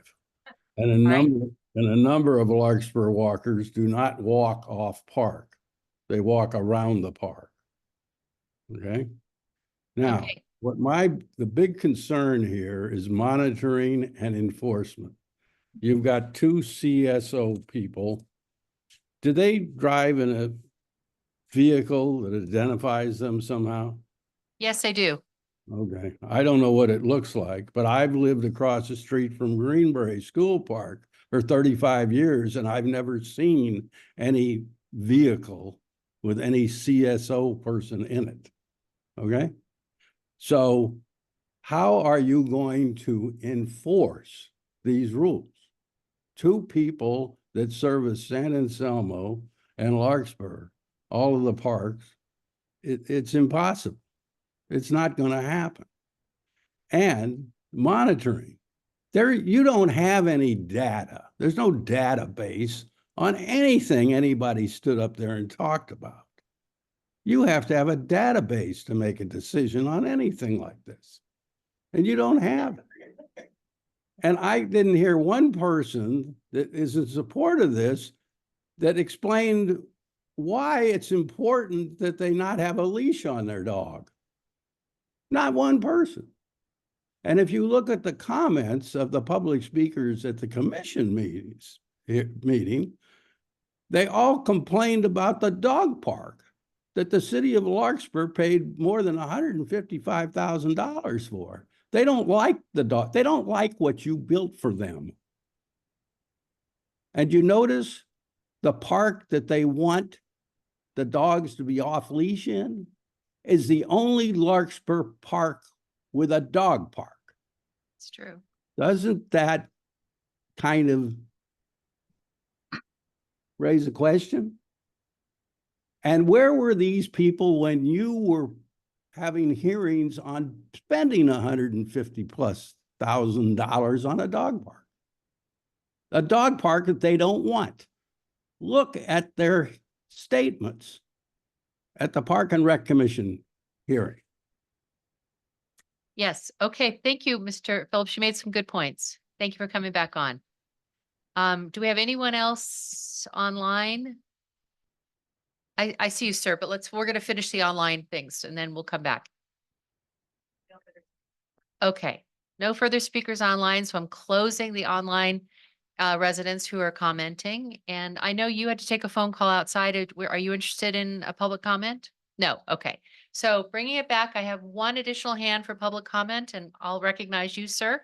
But everybody else, we're going to close public comment then, since you had opportunities. Yes, sir. Come up to the mic so he can, we're broadcasting you. All right, so. thank you. I'm John Davis, born and raised in Marin, been here 53 years, 25 in Corte Madera. I'll try to address Charles's question. My dog tops out her speed at about 30 miles an hour. She's not a runner dog, but she likes to run. That just can't happen on leash. I'm just not that fast. I do ride a scooter. That's how I know she runs 30 miles an hour. I was opposed to the dog park, but didn't speak out against it because they're quite popular, but just doesn't work for my dog. When I put her in there, she doesn't want to interact with other dogs. Some of them will aggressively come after her. I play pickleball at Piper Park. I'm hearing dog fights all the time in the park. So you put wild animals or domesticated animals that are agitated, have a lot of energy, put them in a confined area, and they all have different personalities. I did go into the park, the new park, a month ago with my dog, and I threw a ball for her. And I watched her wobble because the ground's so uneven, like she's going to blow out a knee. And dogs were darting out from her, taking her ball, but also trying to, because she's running, going and trying to attack her. So we left after a couple of throws. And so she needs open space. It's healthy for her. She's under voice control and really thrives with that morning time. Thank you. That's it. Thank you. What kind of a dog, by the way, that runs 30 miles an hour? She's a Is she mutt. part cheetah? No. She's a mutt. That's why I say she's not a runner dog. She's like Saint Bernard and Okay. Labrador and other things. So, Good. Well, thank you. thank you. All right. Thank you, everyone. And I'd like to also acknowledge how we did get a lot of online emails in November and to the Park and Rec Commission and to us. So I'm going to close public comment because we've had a lot, I've heard a lot, and bring it back to the council or to the Park and Recreation Commission first. Are there any questions of staff you would like to ask to clarify some of the public comment concerns that came up? No? Okay. So I'm going to ask council, are there any questions of staff based on the public comment that you would like to have clarification? Yes. Question is, one of the comments was, we are committing for a year. And therefore, if something happened after 2 months, we're stuck with this for a year. I was under the impression we could bring this back at any time since it was passed by council. Council could modify it at any time or bring it back. Am I misunderstanding that? I agree with your assessment, Councilmember Kendall. Additionally, I am the head enforcement officer of the city, and by extension, all of my staff are enforcement officers of the city. And we would certainly stop a program or an activity that was causing harm until we could assess the situation and report to the council. Thank you. Yes, sure. Could staff please clarify? I know that, Mill Valley Dog Park was mentioned in the staff report, but also, some of the county fire roads allow off-leash dogs. There are places within Larkspur that allow off-leash dogs. Have you all spoken to the county or Mill Valley to find out whether they've had any issues with their rules or with their off-leash dog hours? In with respect to the staff report, I only spoke to Mill Valley, which I'll explain in a second, but I specifically want to understand, as you know, in the resolution, we suggested incorporating their rules as a starting point. They reported nothing different than the types of comments you've heard. They don't really have issues or challenges that they're concerned about as a staff. The environment there is a little different because the way that park is set up, the activities do have some separation. I think the commission heard a speaker talk about Mill Valley decided to cage in the kids, not the dogs. So that's actually, if you go, it's the logistics of the way they've set up that particular park. That park also has some history to it. It sort of evolved organically in terms of it being a dog park. It wasn't a designation per se when it started, but it sort of became one and ultimately got memorialized. I don't think it would be fruitful to talk to the county. I've talked to the county over the years about dogs. I can tell you that they just would prefer to hope that nothing happens out on their trails. They can't keep accurate data. We have enough challenge spot policing our parks, right? They can't even spot police their trails. I'm not knocking them. It's the logistics of what they're dealing with. So probably if I called them, I could find out, or I call Marin Humane, find out animal control incidents. You had a speaker cite animal control incidents. That's a very specific type of data point. It means that somebody called and requested a police action because there's an aggressive or loose dog that is of concern to public health. And so that would only get logged if that particular call came in and was justified.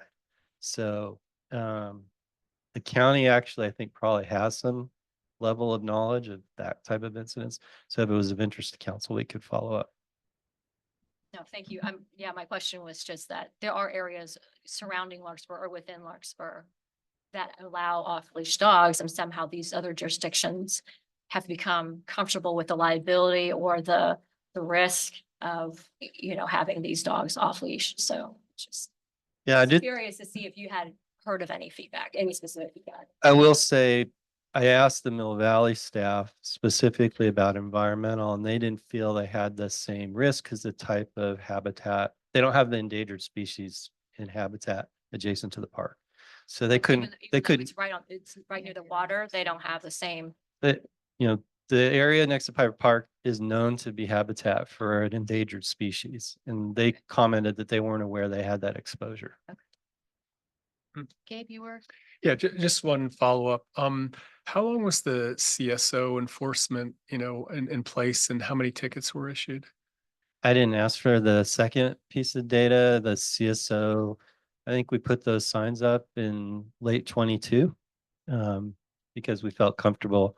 We now had the staffing set up correct for that. I mean, it's not their only job. Just want to be clear. They're not the dog leash police. It's, they have a list. The way we use the community services officers is we've given them a list of regulatory challenges, and they do spot enforcement, as I said, on an unpredictable basis. And that's on purpose so that nobody can guess exactly when they're going to show up and enforce the rules. And the idea is, once you start doing that, people start following the rules because they don't want to get caught and get a ticket the day that the CSO shows up to enforce that particular rule.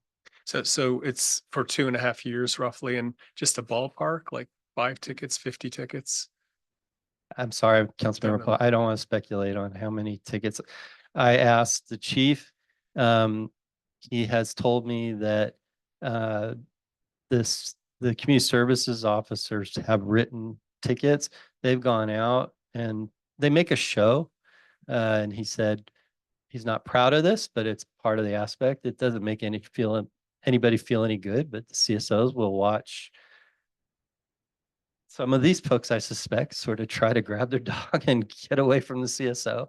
And that's not fun for them, but that's part of the enforcement as well. So there's also some number of missed opportunities, but you're getting the enforcement going by just showing up and being present.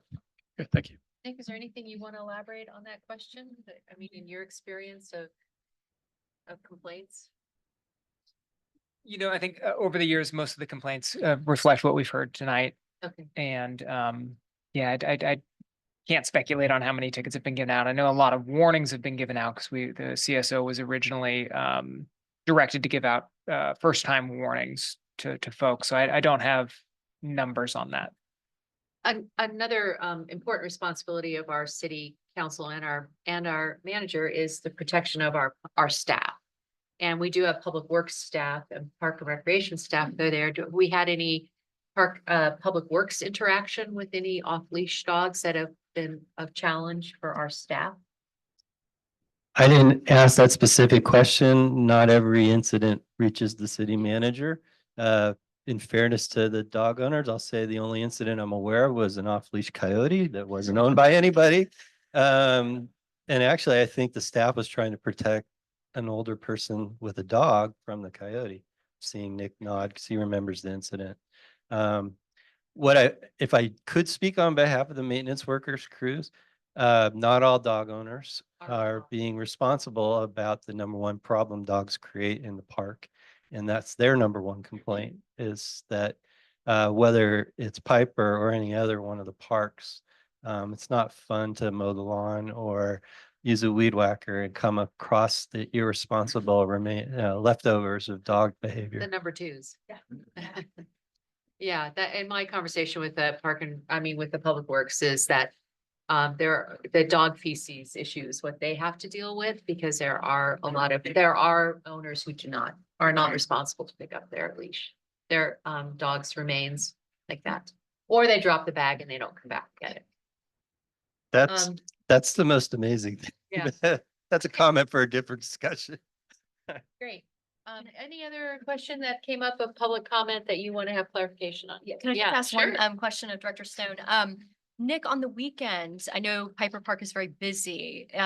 Does a 9 a.m. time on the weekend, does that interfere with birthday parties or other, activities? What time does cricket get started? I know the cricket field's pretty used. Sports start to show up, including cricket, probably at 8 o'clock. There's generally on the weekends, especially once we get into the summer, it's just a very heavily used park. So there is higher traffic, certainly on Saturday and Sunday. Okay. And so, I don't know. Well, I'll ask the question to my colleagues. I mean, one of the things is, do we make it weekdays only? Because I know on the weekends, Piper can be very busy. And then do we extend, by an hour on the weekdays to 10 a.m. and then, no off-leash hours on the weekends because we have so many activities going on at Piper.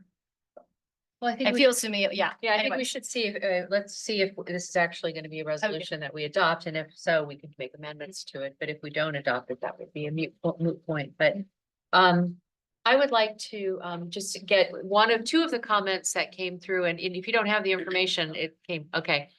Two of them that came through was about legal action that's being taken, but to Marin Water District. And then the Cal Fish and Game and Wildlife would be the enforcement agency for this. And I just want to clarify that. I'll take the second one first. They would be, I mentioned the EPA, Okay. but California Fish and Wildlife would also be an enforcement agency. And I agree with Ms. Salzman. Probably we're not going to see a lot of enforcement action from the EPA on any front for the foreseeable future. I also credit to Assistant City Attorney Skylar Schwartz for very quickly sending me a summary of the MMWD case.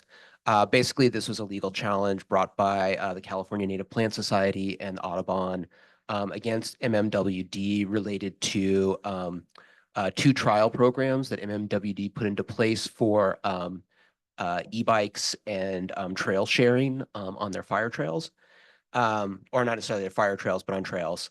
And the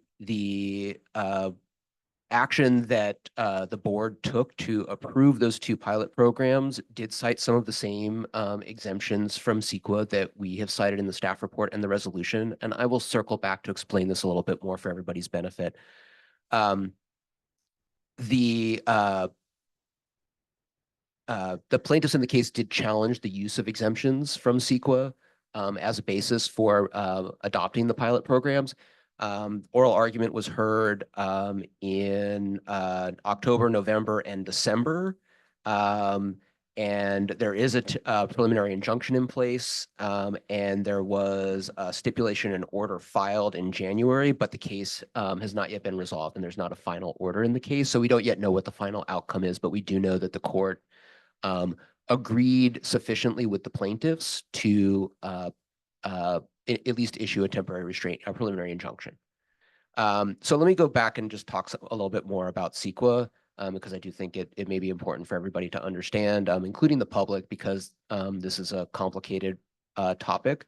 So California Environmental Quality Act is often referred to as CEQA. I will refer to it as CEQA just to make things easy. It is a state law that requires environmental review of discretionary decisions by local government and state agencies. Basically, what it requires is that the agency identify whether or not there are potentially significant effects on the environment from discretionary decisions, and if there are, to take to implement mitigation measures to reduce them to less than significant levels to the extent feasible. There are a number of exemptions from CEQA. There are some in the statute itself. There are some in regulations that are called categorical exemptions. There's also a common sense exemption. There are what is referred to in the field also exceptions to the exemptions. My understanding from the summary that I received is that in the MMWD case, one of the things that they're pointing to, and this is raised partly in Ms. Salzman's letter, are the exceptions to the exemptions. Basically saying that, in essence, the known presence of the Habitat for Endangered Species basically precludes the city from relying on these exemptions to approve the pilot project. So all of that said, I think that one of the things that the city council in particular should consider in deciding whether or not to move forward with this policy is whether or not to do so on the basis of the cited exemptions, or whether, and I will say that I think that, the city staff tries to be nimble on these things. And when a request like this is brought forward, to move it expeditiously. One of the things that could be done is to undertake environmental review under CEQA of this proposed pilot project, which would mean more thorough biological review, more thorough understanding of the baseline conditions, and assessment of the potential changes as a result of the pilot program. It would take some additional time, but it would provide a more thorough review and basis under CEQA for the decision. I think that the exemptions are legitimate. Wouldn't have worked with the city manager on the report to include them if I didn't think so. But by the same token, this is a complicated area. It is subject to litigation, and I've already cited, because of the public comments, a recent case to this extent. And so I guess I would say for the council that if this is a policy you want to pursue as a risk mitigation and cost mitigation measure, you may want to consider postponing an action and instead undertaking a more thorough environmental review. Assume an unknown level of risk, which is what you. Yes. Could you tell us the difference in the exemption that we are claiming and the exemption in the lawsuit that was being claimed that's being challenged? Some of they actually relied on at least one of the same categorical exemptions. We are relying on, I think, two different ones. I can go through each of them if that's of interest, but the exceptions, there are two potentially relevant exceptions. Without getting deeply into the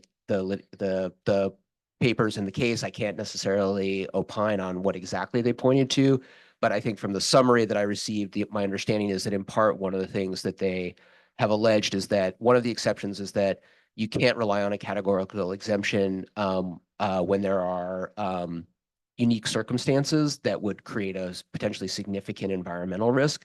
And the basis, I believe one of the bases for the complaint is that the known presence of habitat for endangered species makes it an unusual circumstance that would prevent the use of the exemptions. Oh, I'm sorry. So just a follow-up question.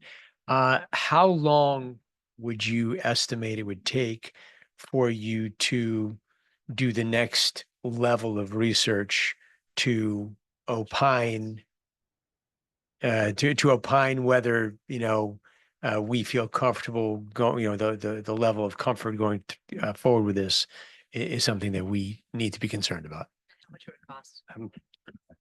I want to thank the Public Works Director who's available to me at the moment by electronic means. He and I agree the starting price is probably $50,000. It's probably a 12-month minimum. It would also depend on how many regulatory agencies that have jurisdiction over the creek would elect to intervene or participate in the review or opine on the risk. Off the top of my head, there's at least 5 regulatory agencies with jurisdiction over the creek. There's probably more. So it would be a long process. Okay.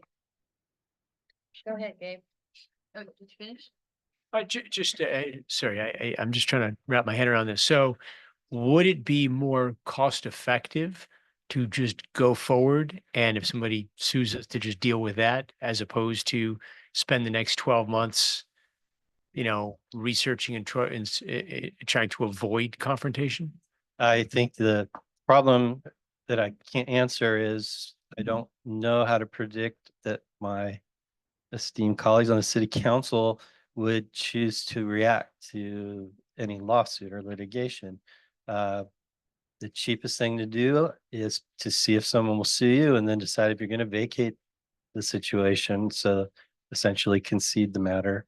That's pretty inexpensive, but doesn't necessarily get you where you want to be. So I don't know if that's a reasonable answer. That's a reasonable answer. Thank you. I would just add to add on to what the city manager said, if instead the council decided to defend the lawsuit and ultimately the plaintiffs in the case prevailed under CEQA, they would be able to make a claim for attorney's fees. So I suspect that the cost to the city of defense plus paying the other side's attorney's fees, which would be the ultimate downside risk, would be more than the $50,000. Quick question. Does staff know the location, the habitat for the endangered species? Is it like along the perimeter of the water? Because where I I'm think going. this is a reminder that Councilmember Paulson wasn't on the council when we built the police station. The bridge. It's basically any marshland along Piper Park. And then the creek as it sort of starts to traverse toward the bridge, the Arroyo Bridge. That's all habitat. Correct, So- but it has to be contiguous with the water.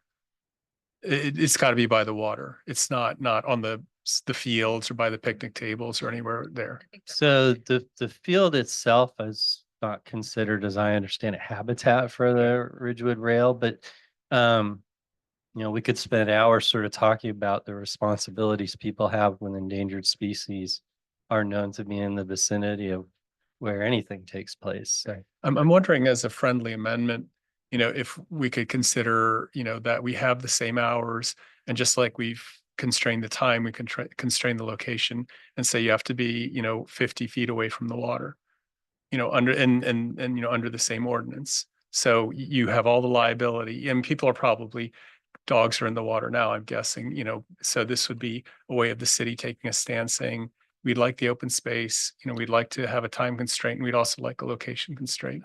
I'm in total speculation land, but I suspect I'm going to get a nod from the city attorney that the difference between a sign that says stay out of the wildlife area and a sign that says stay 50 feet back from the wild land area is the dog's indifferent to that sign. So I don't think it's probably going to matter too much in this particular discussion. But as a legal matter, I mean, if you're, the claim that MMWD is facing, if there were certain conditions, I think would have different merit. It's not going to make any difference under CEQA because the issue is going to remain, did the city undertake adequate environmental review of the potential risk before making a decision? Okay, thank you. So you see, we have a lot of things we have to discuss and weigh when you're in this role, and we take it very seriously. So I really appreciate all these questions. Stephanie, you had another.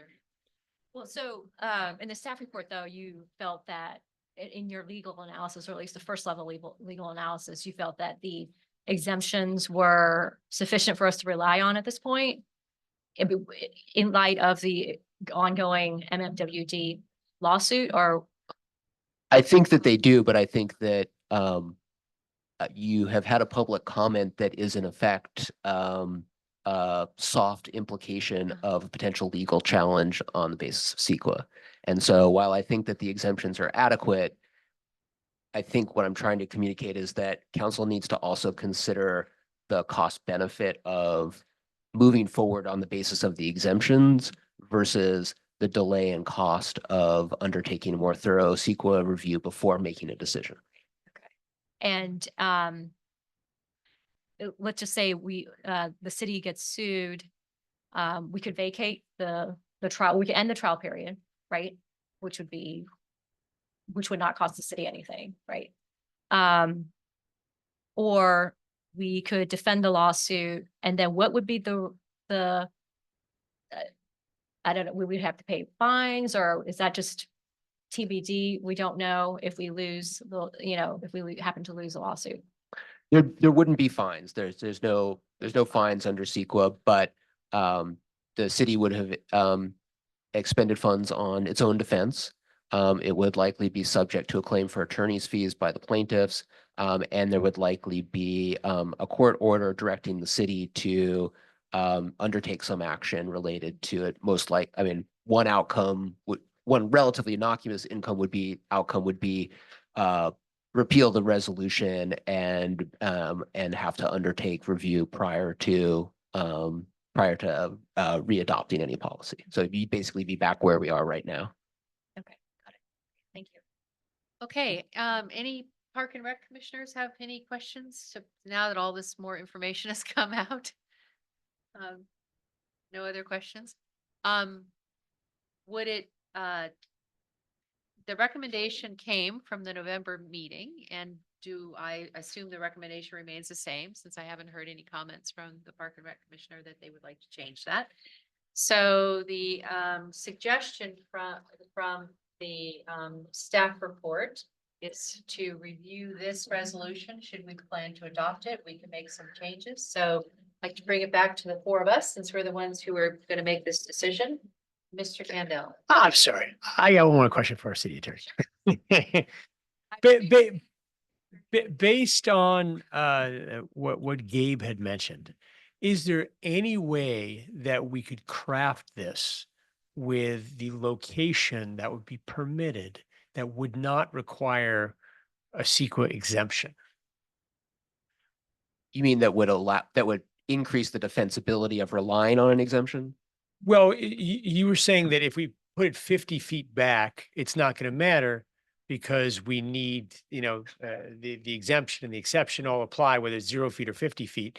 But I would imagine there's a portion of the park that would not significantly impact wildlife and would not require this whole process. So I think the city manager has some additional information, so I'll just give a legal answer. So one of the ways that CEQA works is that it requires analysis of a project, which requires a project definition. If there was an area of the park that we could restrict off-leash dogs to, and we could do it in a way that would that we think would provide relative certainty that there would be no interaction between dogs and the habitat where there are known endangered species.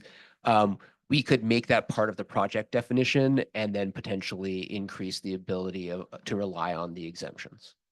But I think that most of the dog comments are about the loop of the trail. They want to walk the loop of the trail. So that is actually the entire perimeter of the. I got it. And I got one more question. I'm sorry, I know you got the mic in your hand, but just to complicate it a little bit, hypothetically, my favorite word, let's say we didn't pass anything, but had a policy not to enforce the regulations before 9 o'clock. Would that make it so we were no longer vulnerable to a lawsuit, but it would accomplish the same goal if that is hypothetically an unofficial policy? Go ahead and. And yeah, maybe, that's a bad question, but I'm trying to, Thread the needle. I'm trying to figure out how we move past this. I'll answer your hypothetical first. Okay. Theoretically, but got to answer hypothetically or theoretically.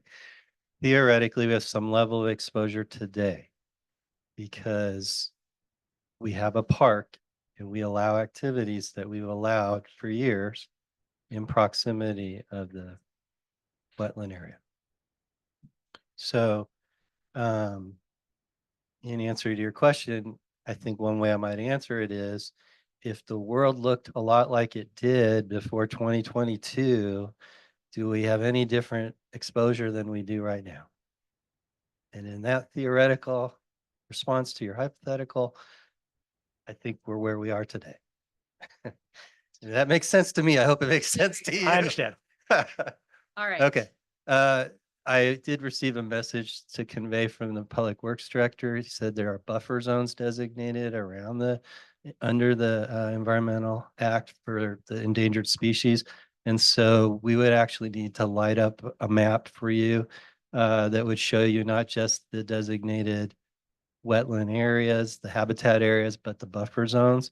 And then we could answer your question about whether there's anything left in the park that isn't potentially an exposure to this issue. Okay, Sandra is dying to talk to us, so, okay. I'm involved in this very issue. I'm working on a project. Wait, come up a little closer and I'll give you 1 minute, okay? Because we really Okay. got to get through this agenda. If you are within 700 feet of breeding habitat for a rail between August 1st and September 1st and January 31st, you're out of luck. Okay. It's a whole park. Okay, that's okay. Thank you. I know Ms. Gullen's been working with the Friends of Corte Madera Creek for forever, so thank you for that. Okay, so no more questions of staff? No more questions? Any other questions you want to say something, Reed? I was going to ask, I think. Sure. Sorry, as I recall, a part of the One Air Bridge project several years ago was to conduct an environmental impact report that looked at the Ridgeway rail. Is that possible to be leveraged and taken off the shelf to support some of these CEQA requirements to make it? So there are two significant studies in the last 15 years. One's for the bridge and mitigation projects, and one's for the police station. They both speak to some of the comments you've received, which is the requirements to consistent monitoring of the habitat and whether the activities that were analyzed are hurting the habitat. And that's done on an ongoing basis. And I want to say for 5 years, but I'd have to double check. And it's specific to what was analyzed under the activity. So I don't know that we could leverage it. We could learn from it. Also, I don't normally address the peanut gallery, but there was a lot of peanut gallery comments that we should shut the park down. You have to remember some of these things existed before the laws existed. Right. So they're exempt because they're allowed to continue because they predate some activities that we're talking about predate CEQA. And some of these activities predate the designation of the habitat.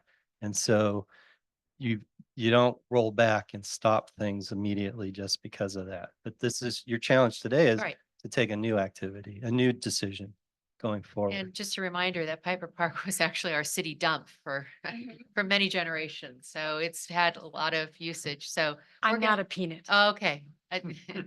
Thank you. So we're gonna wrap this up.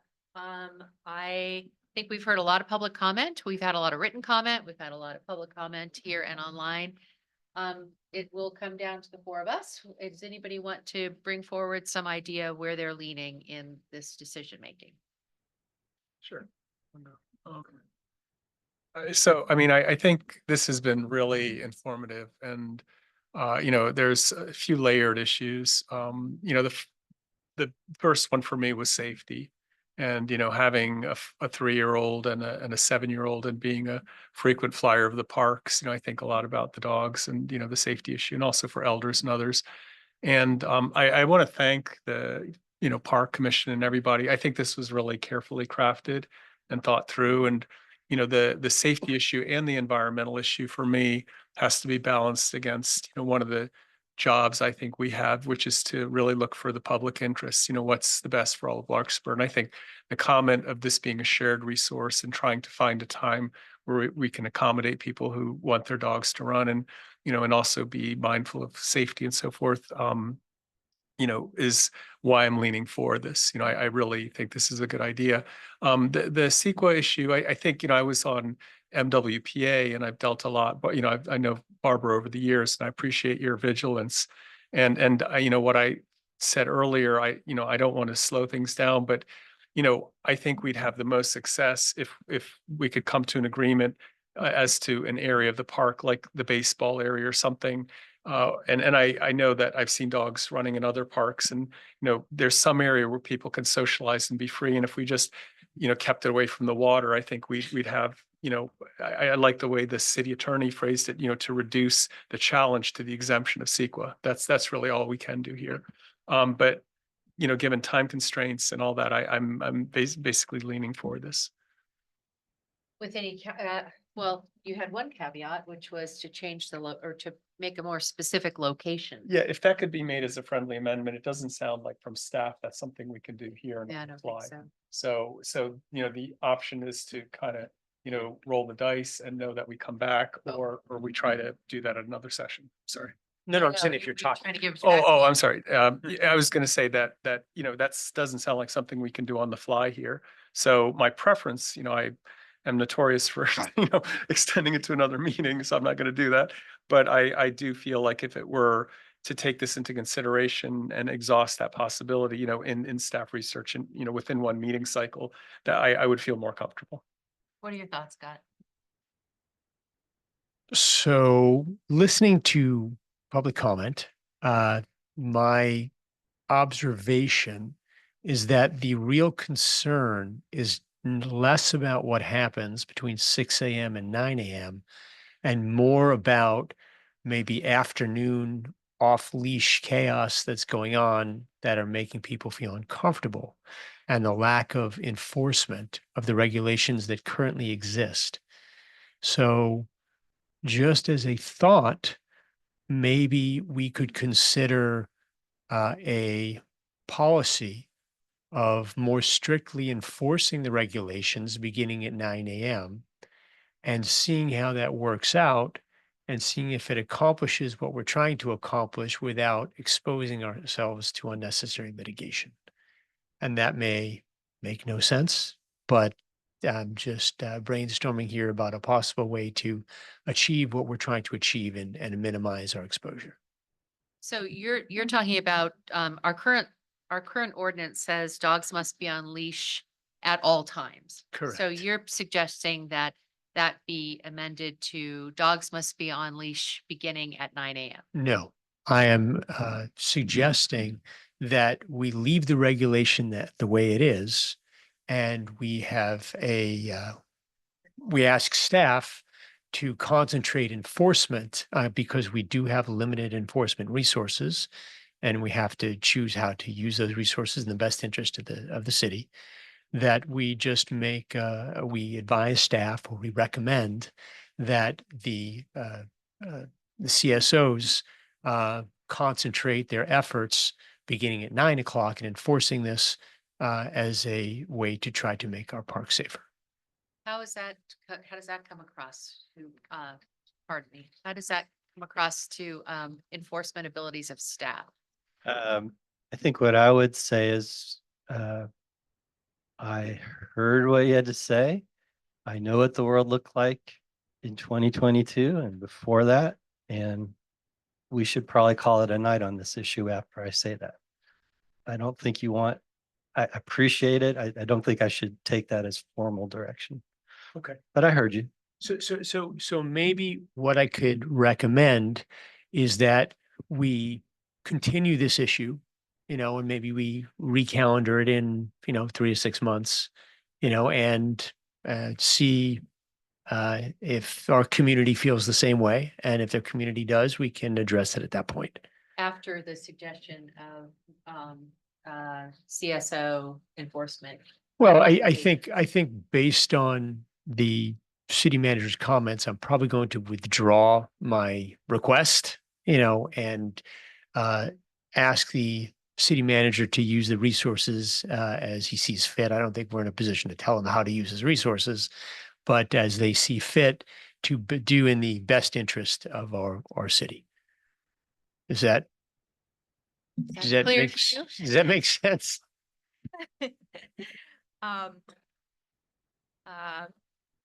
I hear and understand what Councilmember Candell is getting at. I think the challenge is for those who would like to exercise their dogs and get in their own exercise. I think there's,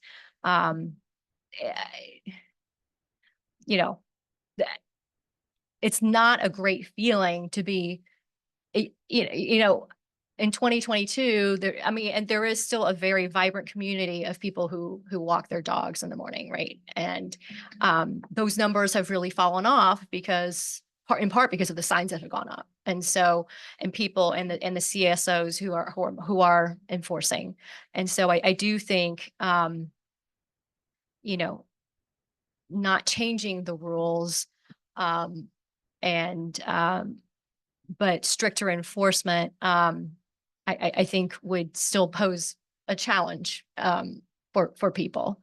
But I understand what you're saying. I just, if we can, I guess where I'm at is sunrise to 9 a.m. is 2 hours, maybe 3 hours in the 12 plus hours in a day where we have daylight. So it's very limited. And I think if someone were to challenge it, it just feels like it's limited. We're telling people their dogs can't go in the marsh, which is a rule anyways, right? Regardless of whether we have the off leash or not. And it's a very specific, small window of time, just given the overall, daylight hours. And so, I'm not an attorney, but I just feel like, if someone's it just feels like it's not happening all the time. And if we create this small, the window of time, it actually might be easier to enforce, because then it's like, you're here after, the time, the given time. And so. There's a quick question.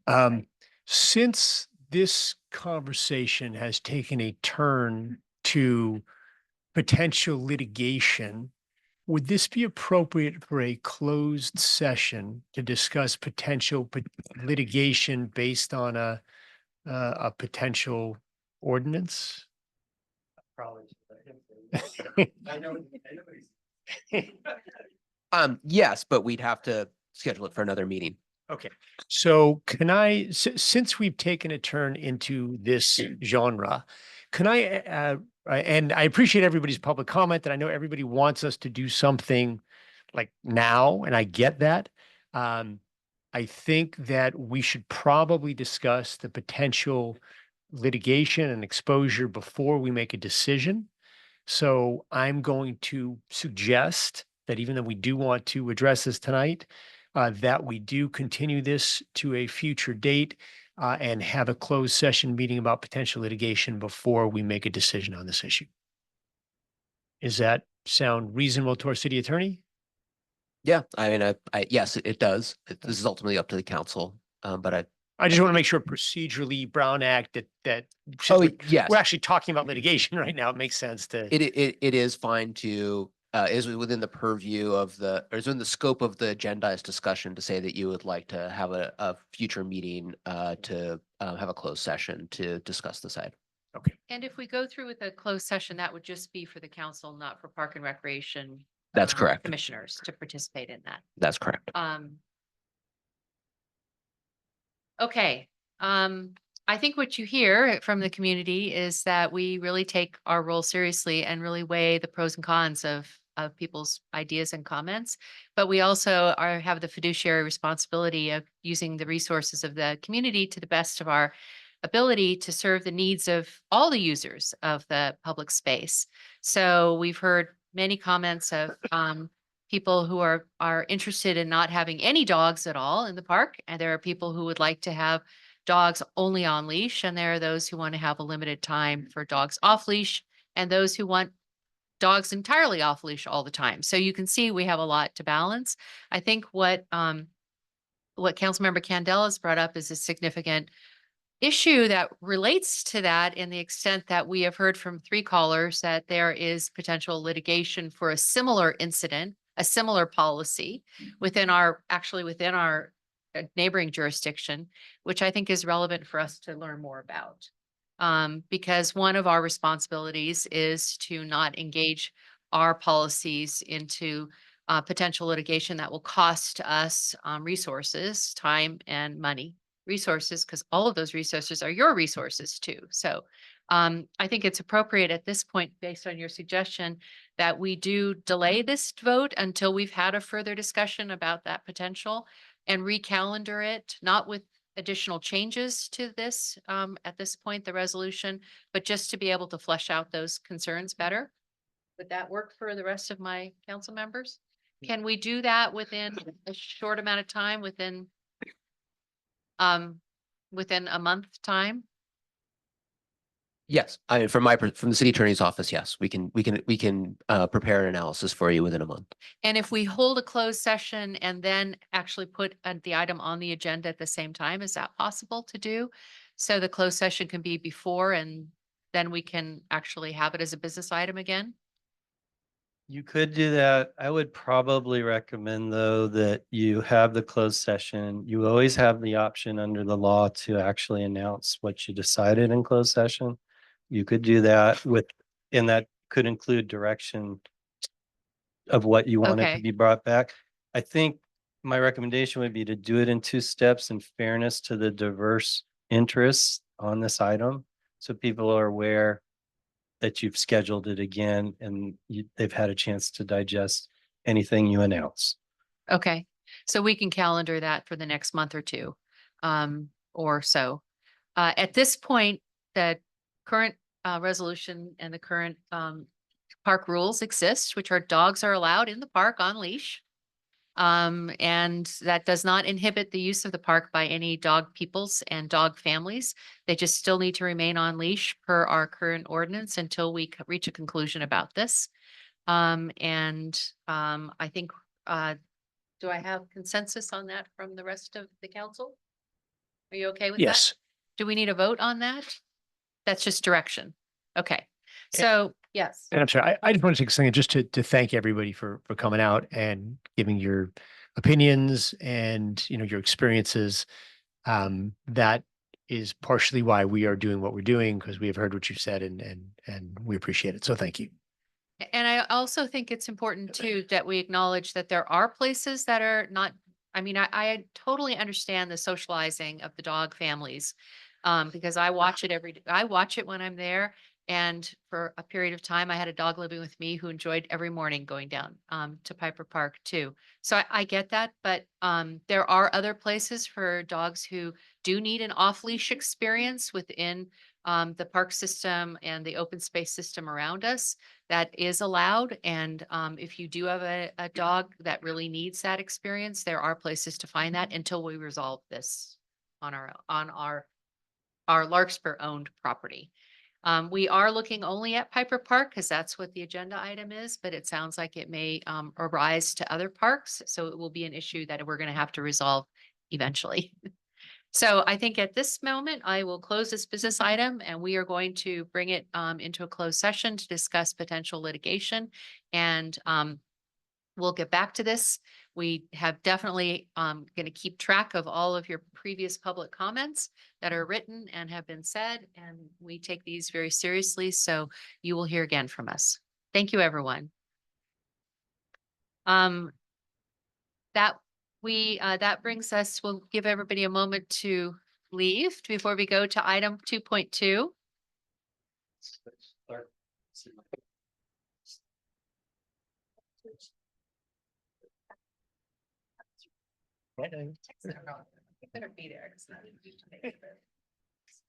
Okay, item 2.2 is another park and recreation policy decision that was put together.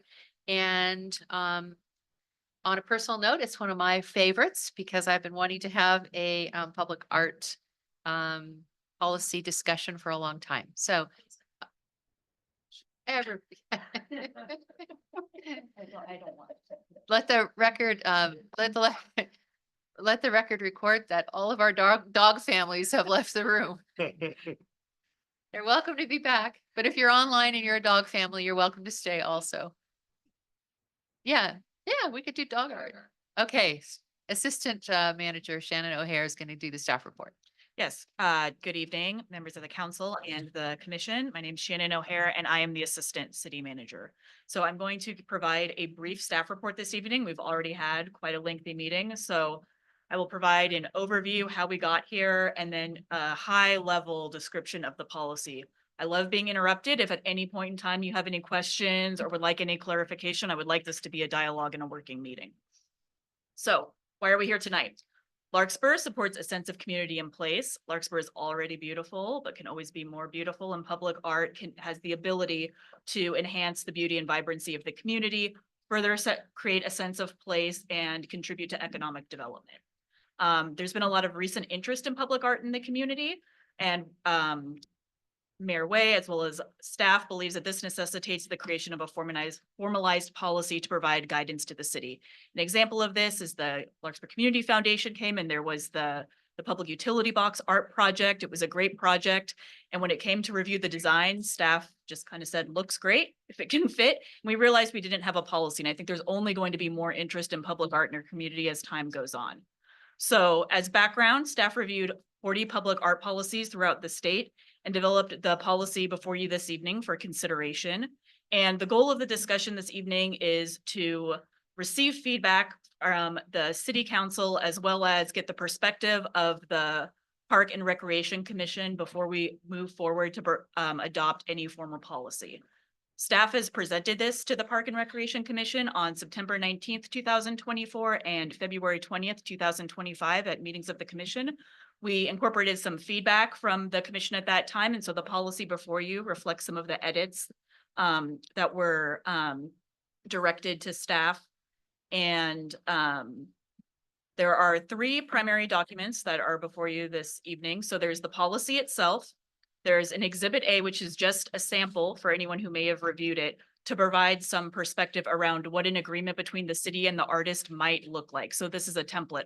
A lot of the great questions we got from the commission is, we love art, but what does the legal side of it look like? So, you know, sometimes we get into legal discussions about things, even we don't think the agenda item might go there. So how is the city covered in terms of any legal exposure? Who owns the public art? What does the maintenance look like? Is there enough insurance requirements, et cetera? So that is an example. That may look different from piece of public art to piece of public art, whatever insurance documents are there would look different. That's again, just to provide some context, because when you talk about these things in abstract, you don't look at them all of the time. It can be kind of hard to visualize or conceptualize what those look like. And then the third thing, speaking of things that can be hard to visualize and conceptualize when we're dealing with art, an often visual medium, is a flow chart of what staff has proposed to how would it look in practice if someone wanted to provide a piece of public art to the city of Larkspur. What would it look like essentially from the application through the review? So there's three things that I would like from the commission and the council this evening. So first off, I've spoke with the commission. It was pitched that the commission might be a great venue to review public art. So I didn't want to voluntold them that they would do that. I wanted to ask them if they were interested in taking on this additional assignment, and they were. But does council want a public art policy? We haven't formally asked the council, does Larkspur want a public art policy? And then would the council want the Park and Recreation Commission to be the advisory body that's assigned to review of a public art policy? At this point in time, we didn't want to create a standalone arts commission. Those are great, but we know that we have a great commission right now who's used to reviewing things that affect the whole community in our parks, et cetera, and that it's a great advisory body to take up these issues. Also, although we have a great commission now, if there's ever any vacancies and there's people who just love public art, if it's a park, recreation, and art commission, there might be some additional interest in the commission as one of its assignments. And then the third thing is if there's just any feedback on the general process or criteria in the policy. So one thing that I'll bring to the attention of the council right now is that the appeals process doesn't go to the council. It stays with staff. Oh. Sometimes that happens in public art policy. Sometimes the appeal goes to the city council for consideration. This is essentially modeled after a couple of other cities, as well as our own internal policy for the filming policy, which isn't a direct analog, but the closest one I could find. And at that, the council, a different council at a different point in time, made the decision that it's best if there's an appeal to staff, that's the final decision, and we move on. There's a pretty involved process to get there. That's completely a policy decision for the city council. Staff doesn't have a strong opinion about that. It's whether council would want to be in the business of appeals if a public art project was denied by the Park and Rec Commission. So with that, are there any questions at this point in time? Yeah. Nick, or anything you want to add? As far as Nothing to add. Nothing to add. Great.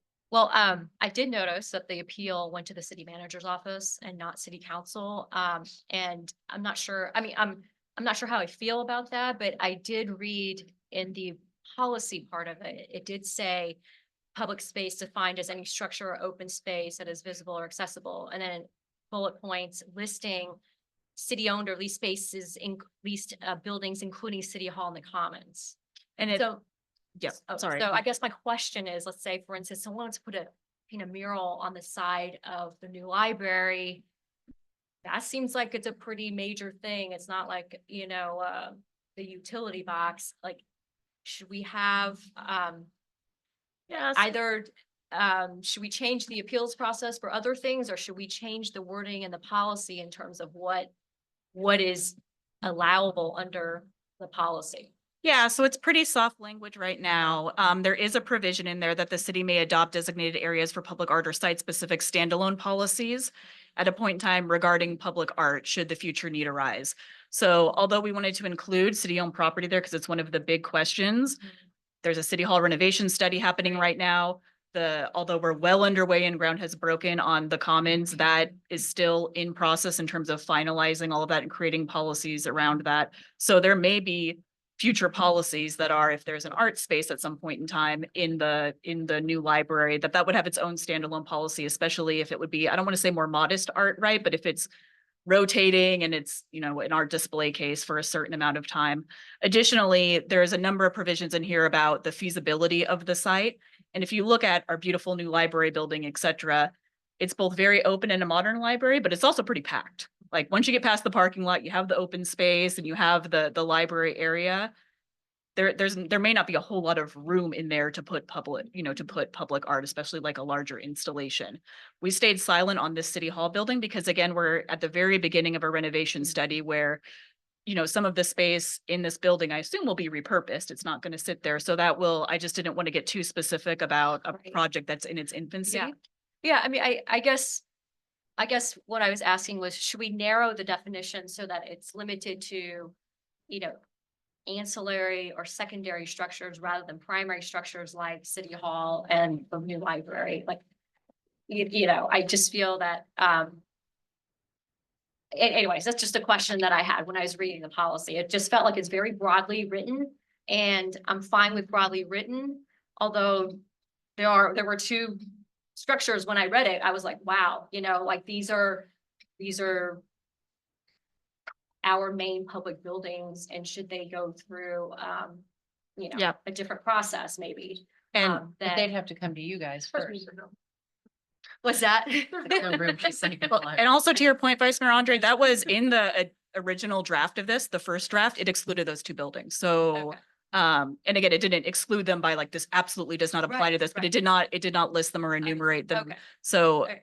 from a staff perspective, there's also not a strong opinion for staff. That's a determination by the council. And the commission also is welcome to add perspective here, Okay. because we've brought this to the commission twice for consideration. Great, thank you. Yeah, go ahead.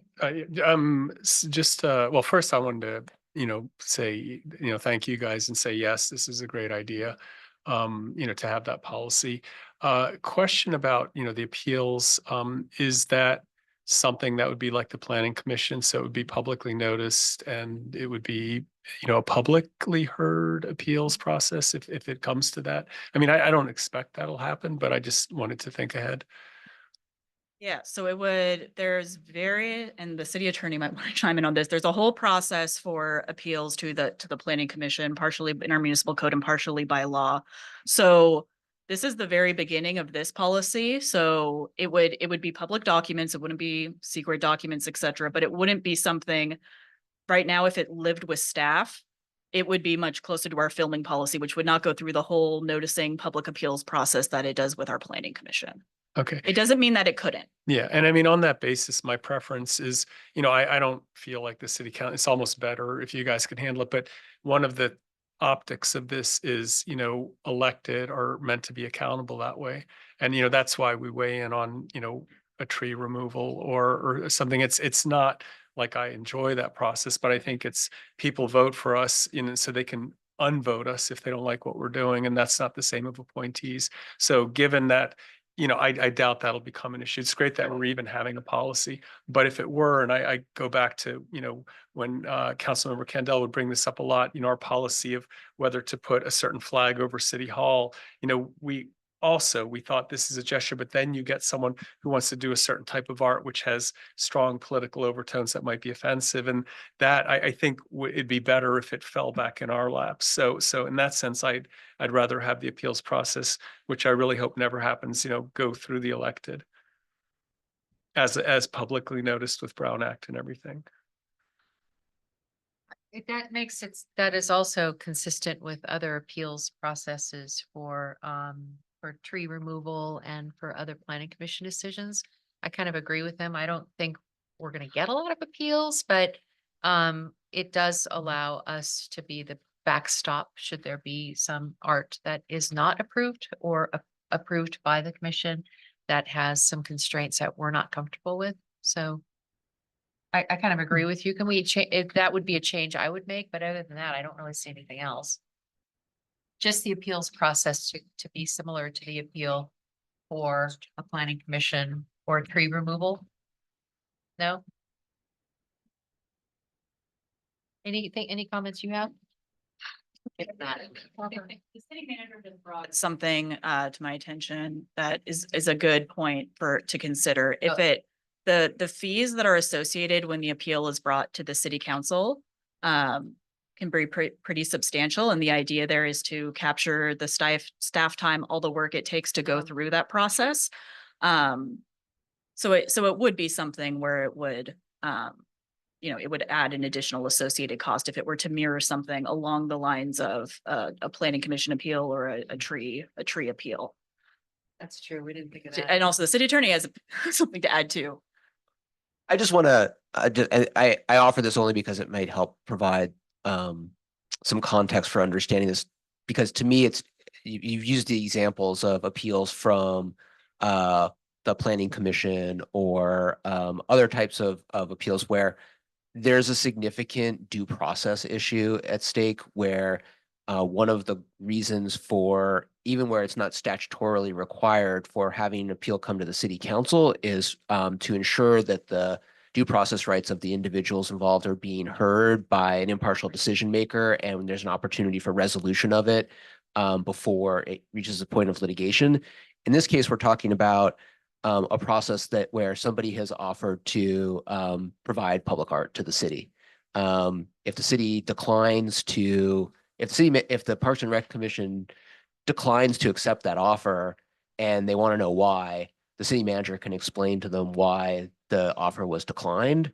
I think you should consider whether or not the council, I mean, if the council ultimately says, well, gosh, we'd like to hear from the folks who made the offer, why it was declined. Ultimately, this is it's a policy decision that you could make, but I want to make sure that you're thinking about it clearly in terms of categories where this is not this is not something where you need an adjudication of somebody's permit rights or land use policies. Yeah, or their personal property rights.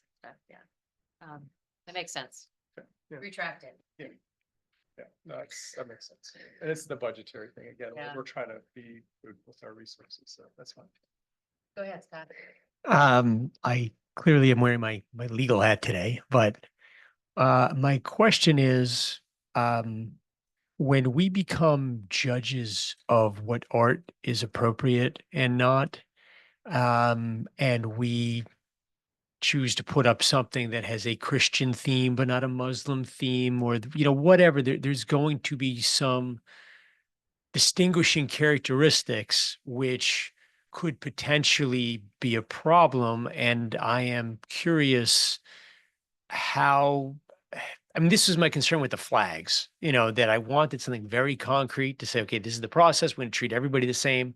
But when it's art and it's so subjective, I don't understand how we protect ourselves from those types of accusations, whether it's a Sir Francis Drake statute or, whatever it happens to be, that do we have legal exposure by accepting certain art and rejecting other art on grounds that we are doing it for the wrong reasons? Does that make Sir sense? Francis Drake statue. Don't make me have that nightmare. I can speak to some of the things in the policy, not from a legal perspective, but they are there to encourage diversity of perspective. A lot of the art, we start from a place of it's temporary, which I understand that just because it's temporary doesn't mean that it doesn't carry certain weight or couldn't offend folks or over time couldn't seem unfair. But, there are numerous provisions in here also that it's temporary, right? It also requires a lot of community feedback for the Parks and Recreation Commission to consider. So the hope, they require both 2 meetings for the commission, and then it's a little bit softer here, but it also encourages other meetings with the community. So if you're going to put something that's public, but right next to a residential neighborhood, if there's an HOA, maybe talk to that HOA and see what they think about it before they're going to be looking at it every day before they step outside their door. There are some things to at least capture a variety of perspectives about how people might feel about the art.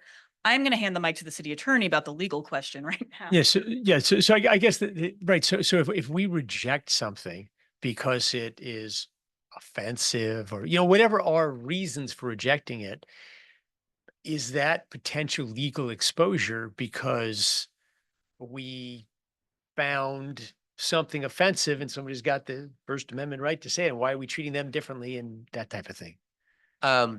My view on it is that if the city chooses to accept the art and allow it to be displayed, it becomes city speech. So it's not being rejected. It's being rejected because the city has decided that it does not want that art to be the city's speech. It's a relatively defensible way of differentiating between acceptable and not acceptable. It's actually similar to the basis for the flags. The point with the flags was, or the legal basis for the flag policy was, if a flag's going to be displayed, it's displayed because it is city speech.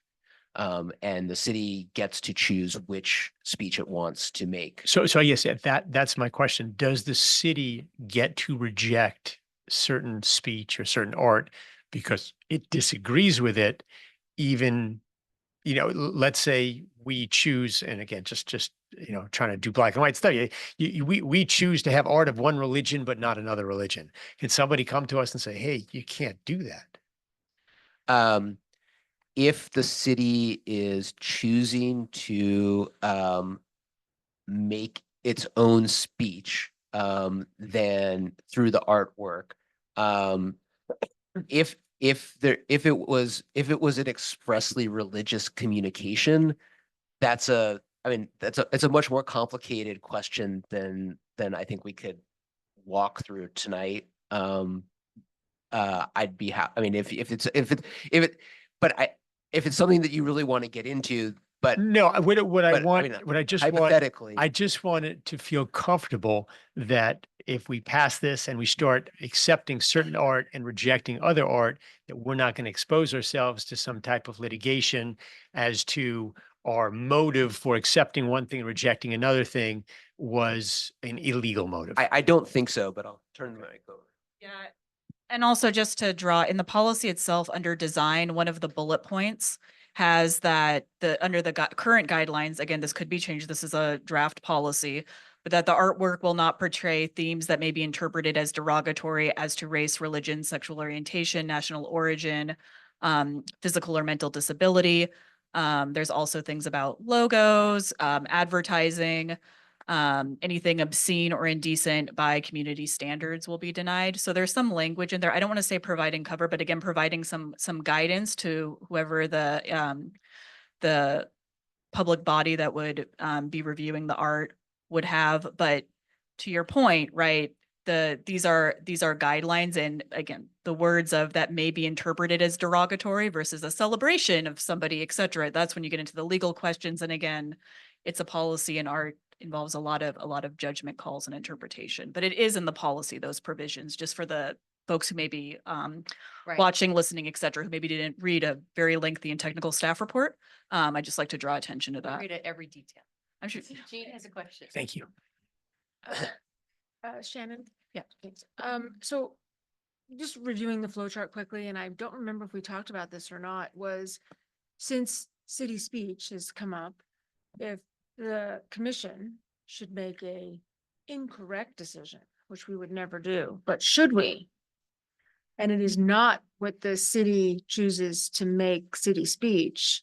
I don't, correct me if I'm wrong, but I don't see in the flow chart that the city manager could say that they don't want that to be the city speech. Yeah. Where does that live? So great question. So in the policy, there's a lot of staff review that's front loaded under the offer of public artwork and the documentation for offer, where it gives staff, if it's just not feasible, right? So let's not go to the speech aspect, but like, this is awesome, but so dangerous to put in a public place. We are not going to put it here. Or this is so beautiful, but we will never be able to maintain it to where it won't become either severely degraded up to the artist standards. Also, that would be if there was something that was clearly what the city thought would be outright hate speech, derogatory, offensive, it wouldn't pass the staff level and make it to the commission. When you submitted to the city manager, you would make the decision if it was city speech before we saw it. There, not about whether it's city speech, but whether it meets the criteria to move forward. It meets the criteria to move forward, but city speech is not like called out as one of those determinations. It would. I'm just using what. Yeah, absolutely. Yeah. Mm-hmm. Okay, any further thoughts on this? I think we've digested it. No, commissioners are you willing to take this on? Yeah, we were. Good. That sounds great. Although we have an empty room tonight, there were lots of things for the dog item. There will be lots of opinions about art. So despite what we have now, and we have an empty room, there will be lots of opinions about art. Staff report's been done. I'll like to open this for public comment. Is there any public comment from the room, from members in the chamber? No? Seeing none, is there any hands raised on the Zoom callers? Oh, okay, so we've closed public comment. And I'll bring it back to the council for a decision on item 2.2, our public art policy. It sounds like you are interested in direction, or we don't have a resolution? We don't have a resolution because I didn't know how much direction we would get. So I Yeah. wasn't going to create a resolution if there was going to be a number of Right. substantial amendments to the policy. I- What I'd like to know, I feel like I heard things and I saw nods of agreement, but again, we want to make sure that we have consensus. So one of the things I heard from Vice Mayor Andre is maybe that we remove the commons in the city hall as part of this policy right now, just completely remove and we can remain Add them later. if we silent need on to. that. And Yeah. then the other thing I would like clarification on is, does the council want to be the appeal, be the appeal body or not? I think One of we've those. decided no. I think we That's what, decided that no. was my Based sense on- too, but I would Based on the like, advice and Okay. of our staff, we decided no. so both of those edits Yeah. are straightforward for staff to make. And at that point, we would bring it back to the council and get planning commission, sorry, Parks and Rec Commission. If there's any additional feedback, et cetera, it's gone to the commission a couple of times. We would bring back policy with the the feedback, and then it would have a resolution. The other thing that would need to happen procedurally is to empower the Park and Rec Commission to take on these responsibilities. We would have to amend the municipal code Oh, right. to add that. That's I want to say exactly straightforward, but that's a procedural public hearing where we change Right. it. Maybe some direction around, does it become the Park and Recreation and Art Commission? Do we change the name as well, or do we just change the designated duties and powers? I think just changing the designated duties seems to work. So, I mean, Alright. we did remove tree ordinances and things from their responsibility. As far as the commons, I think the conversation came up about murals and things like that. I think there are opportunities in the commons space, particularly in the public area, to maybe have some statues or maybe have some public art that is not on a, oh, don't wade into that pool.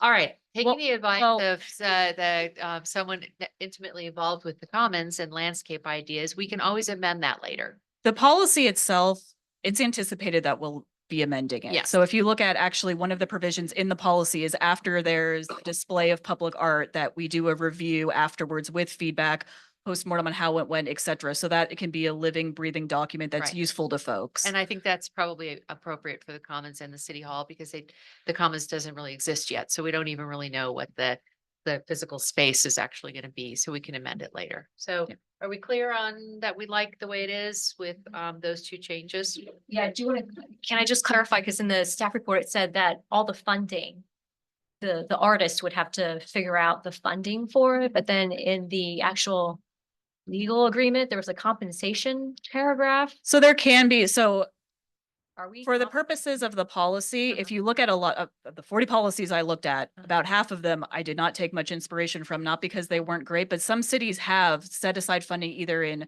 the general fund, sometimes TOT, sometimes as part of development fees for public art to also create public art. And there's a whole process around that and how you choose it, because the idea is, again, art is valuable to the community.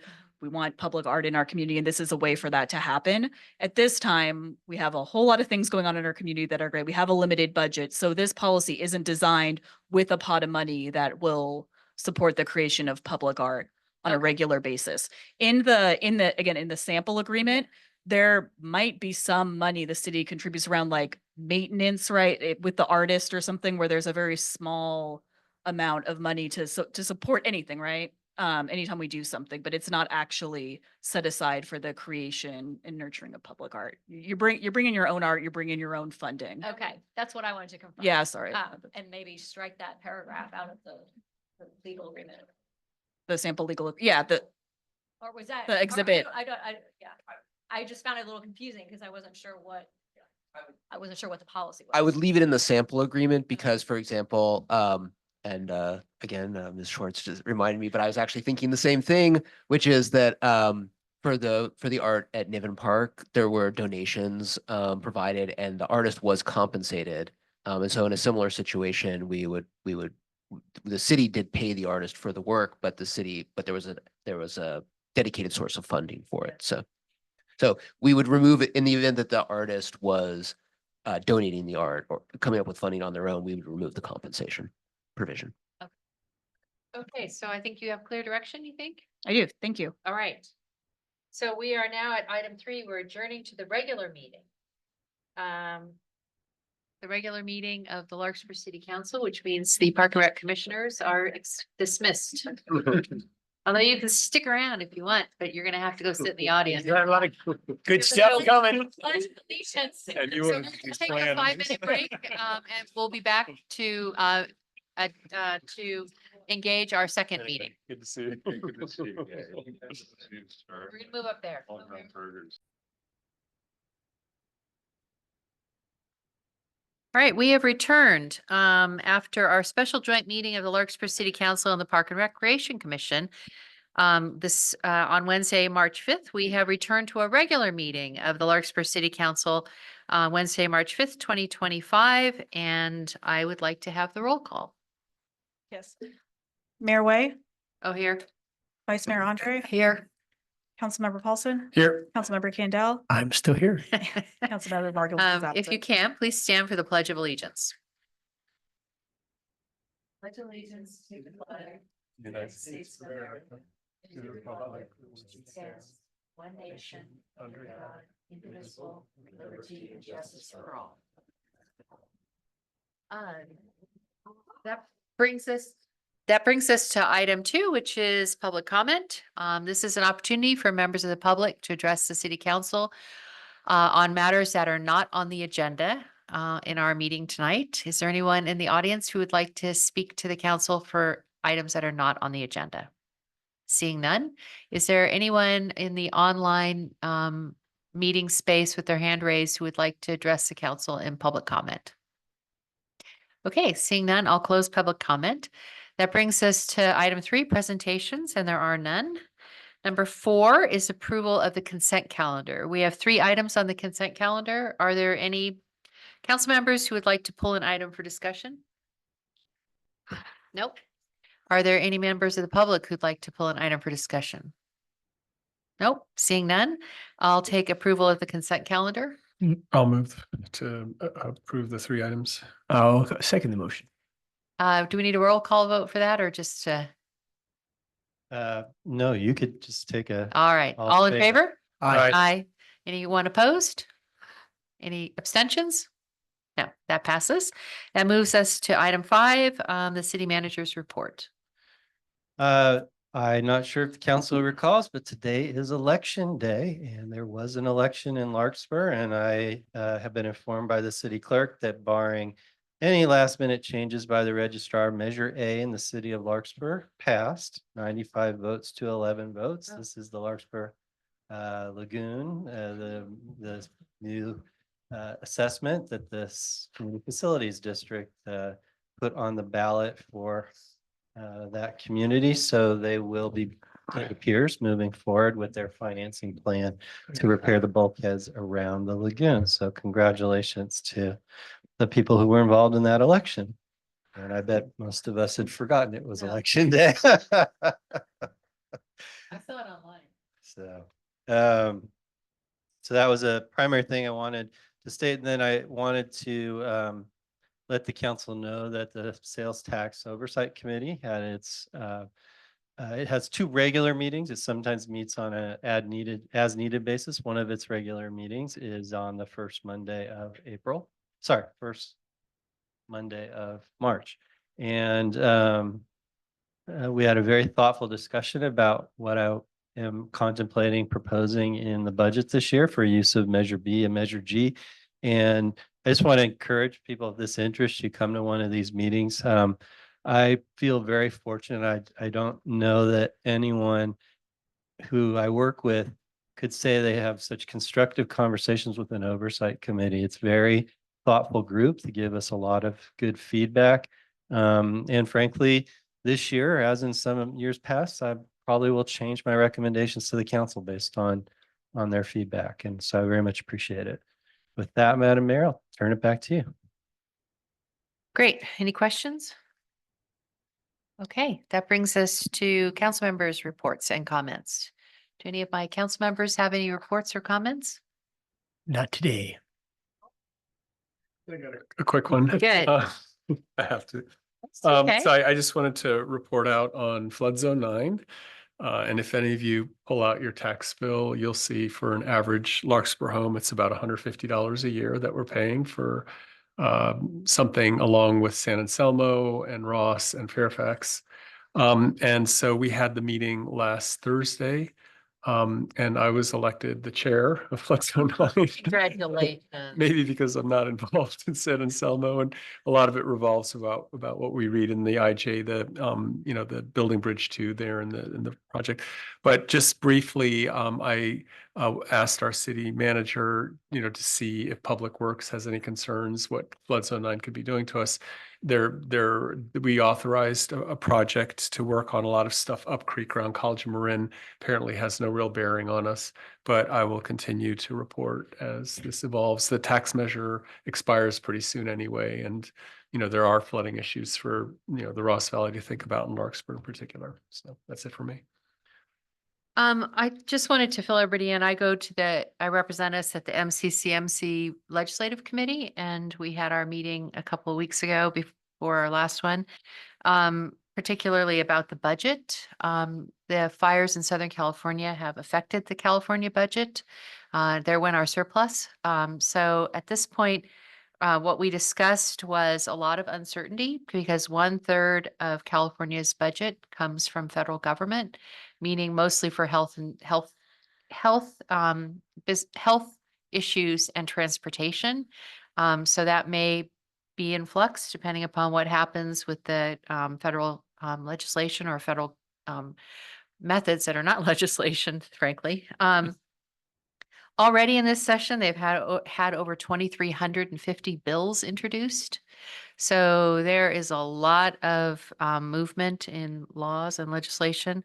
The Legislative Committee did not take a position on any of them at this point, but they continue to monitor the ones they've already taken positions on. So I think we're going to see a lot of bills that will be introduced about wildfire and insurance in general. So I'll keep us up on that. They meet once a month, and we have a really interesting and robust conversation about what of these laws are affecting Marin County. Okay, so that brings us to public hearing item number 7, and we don't have any tonight. And we've already done our business items in our previous meeting. So that brings us to adjournment to closed session. We will be adjourning this regular meeting to closed session and then returning after to see if we have any reportable actions. You're welcome to stay, but if not, we're happy to have you here.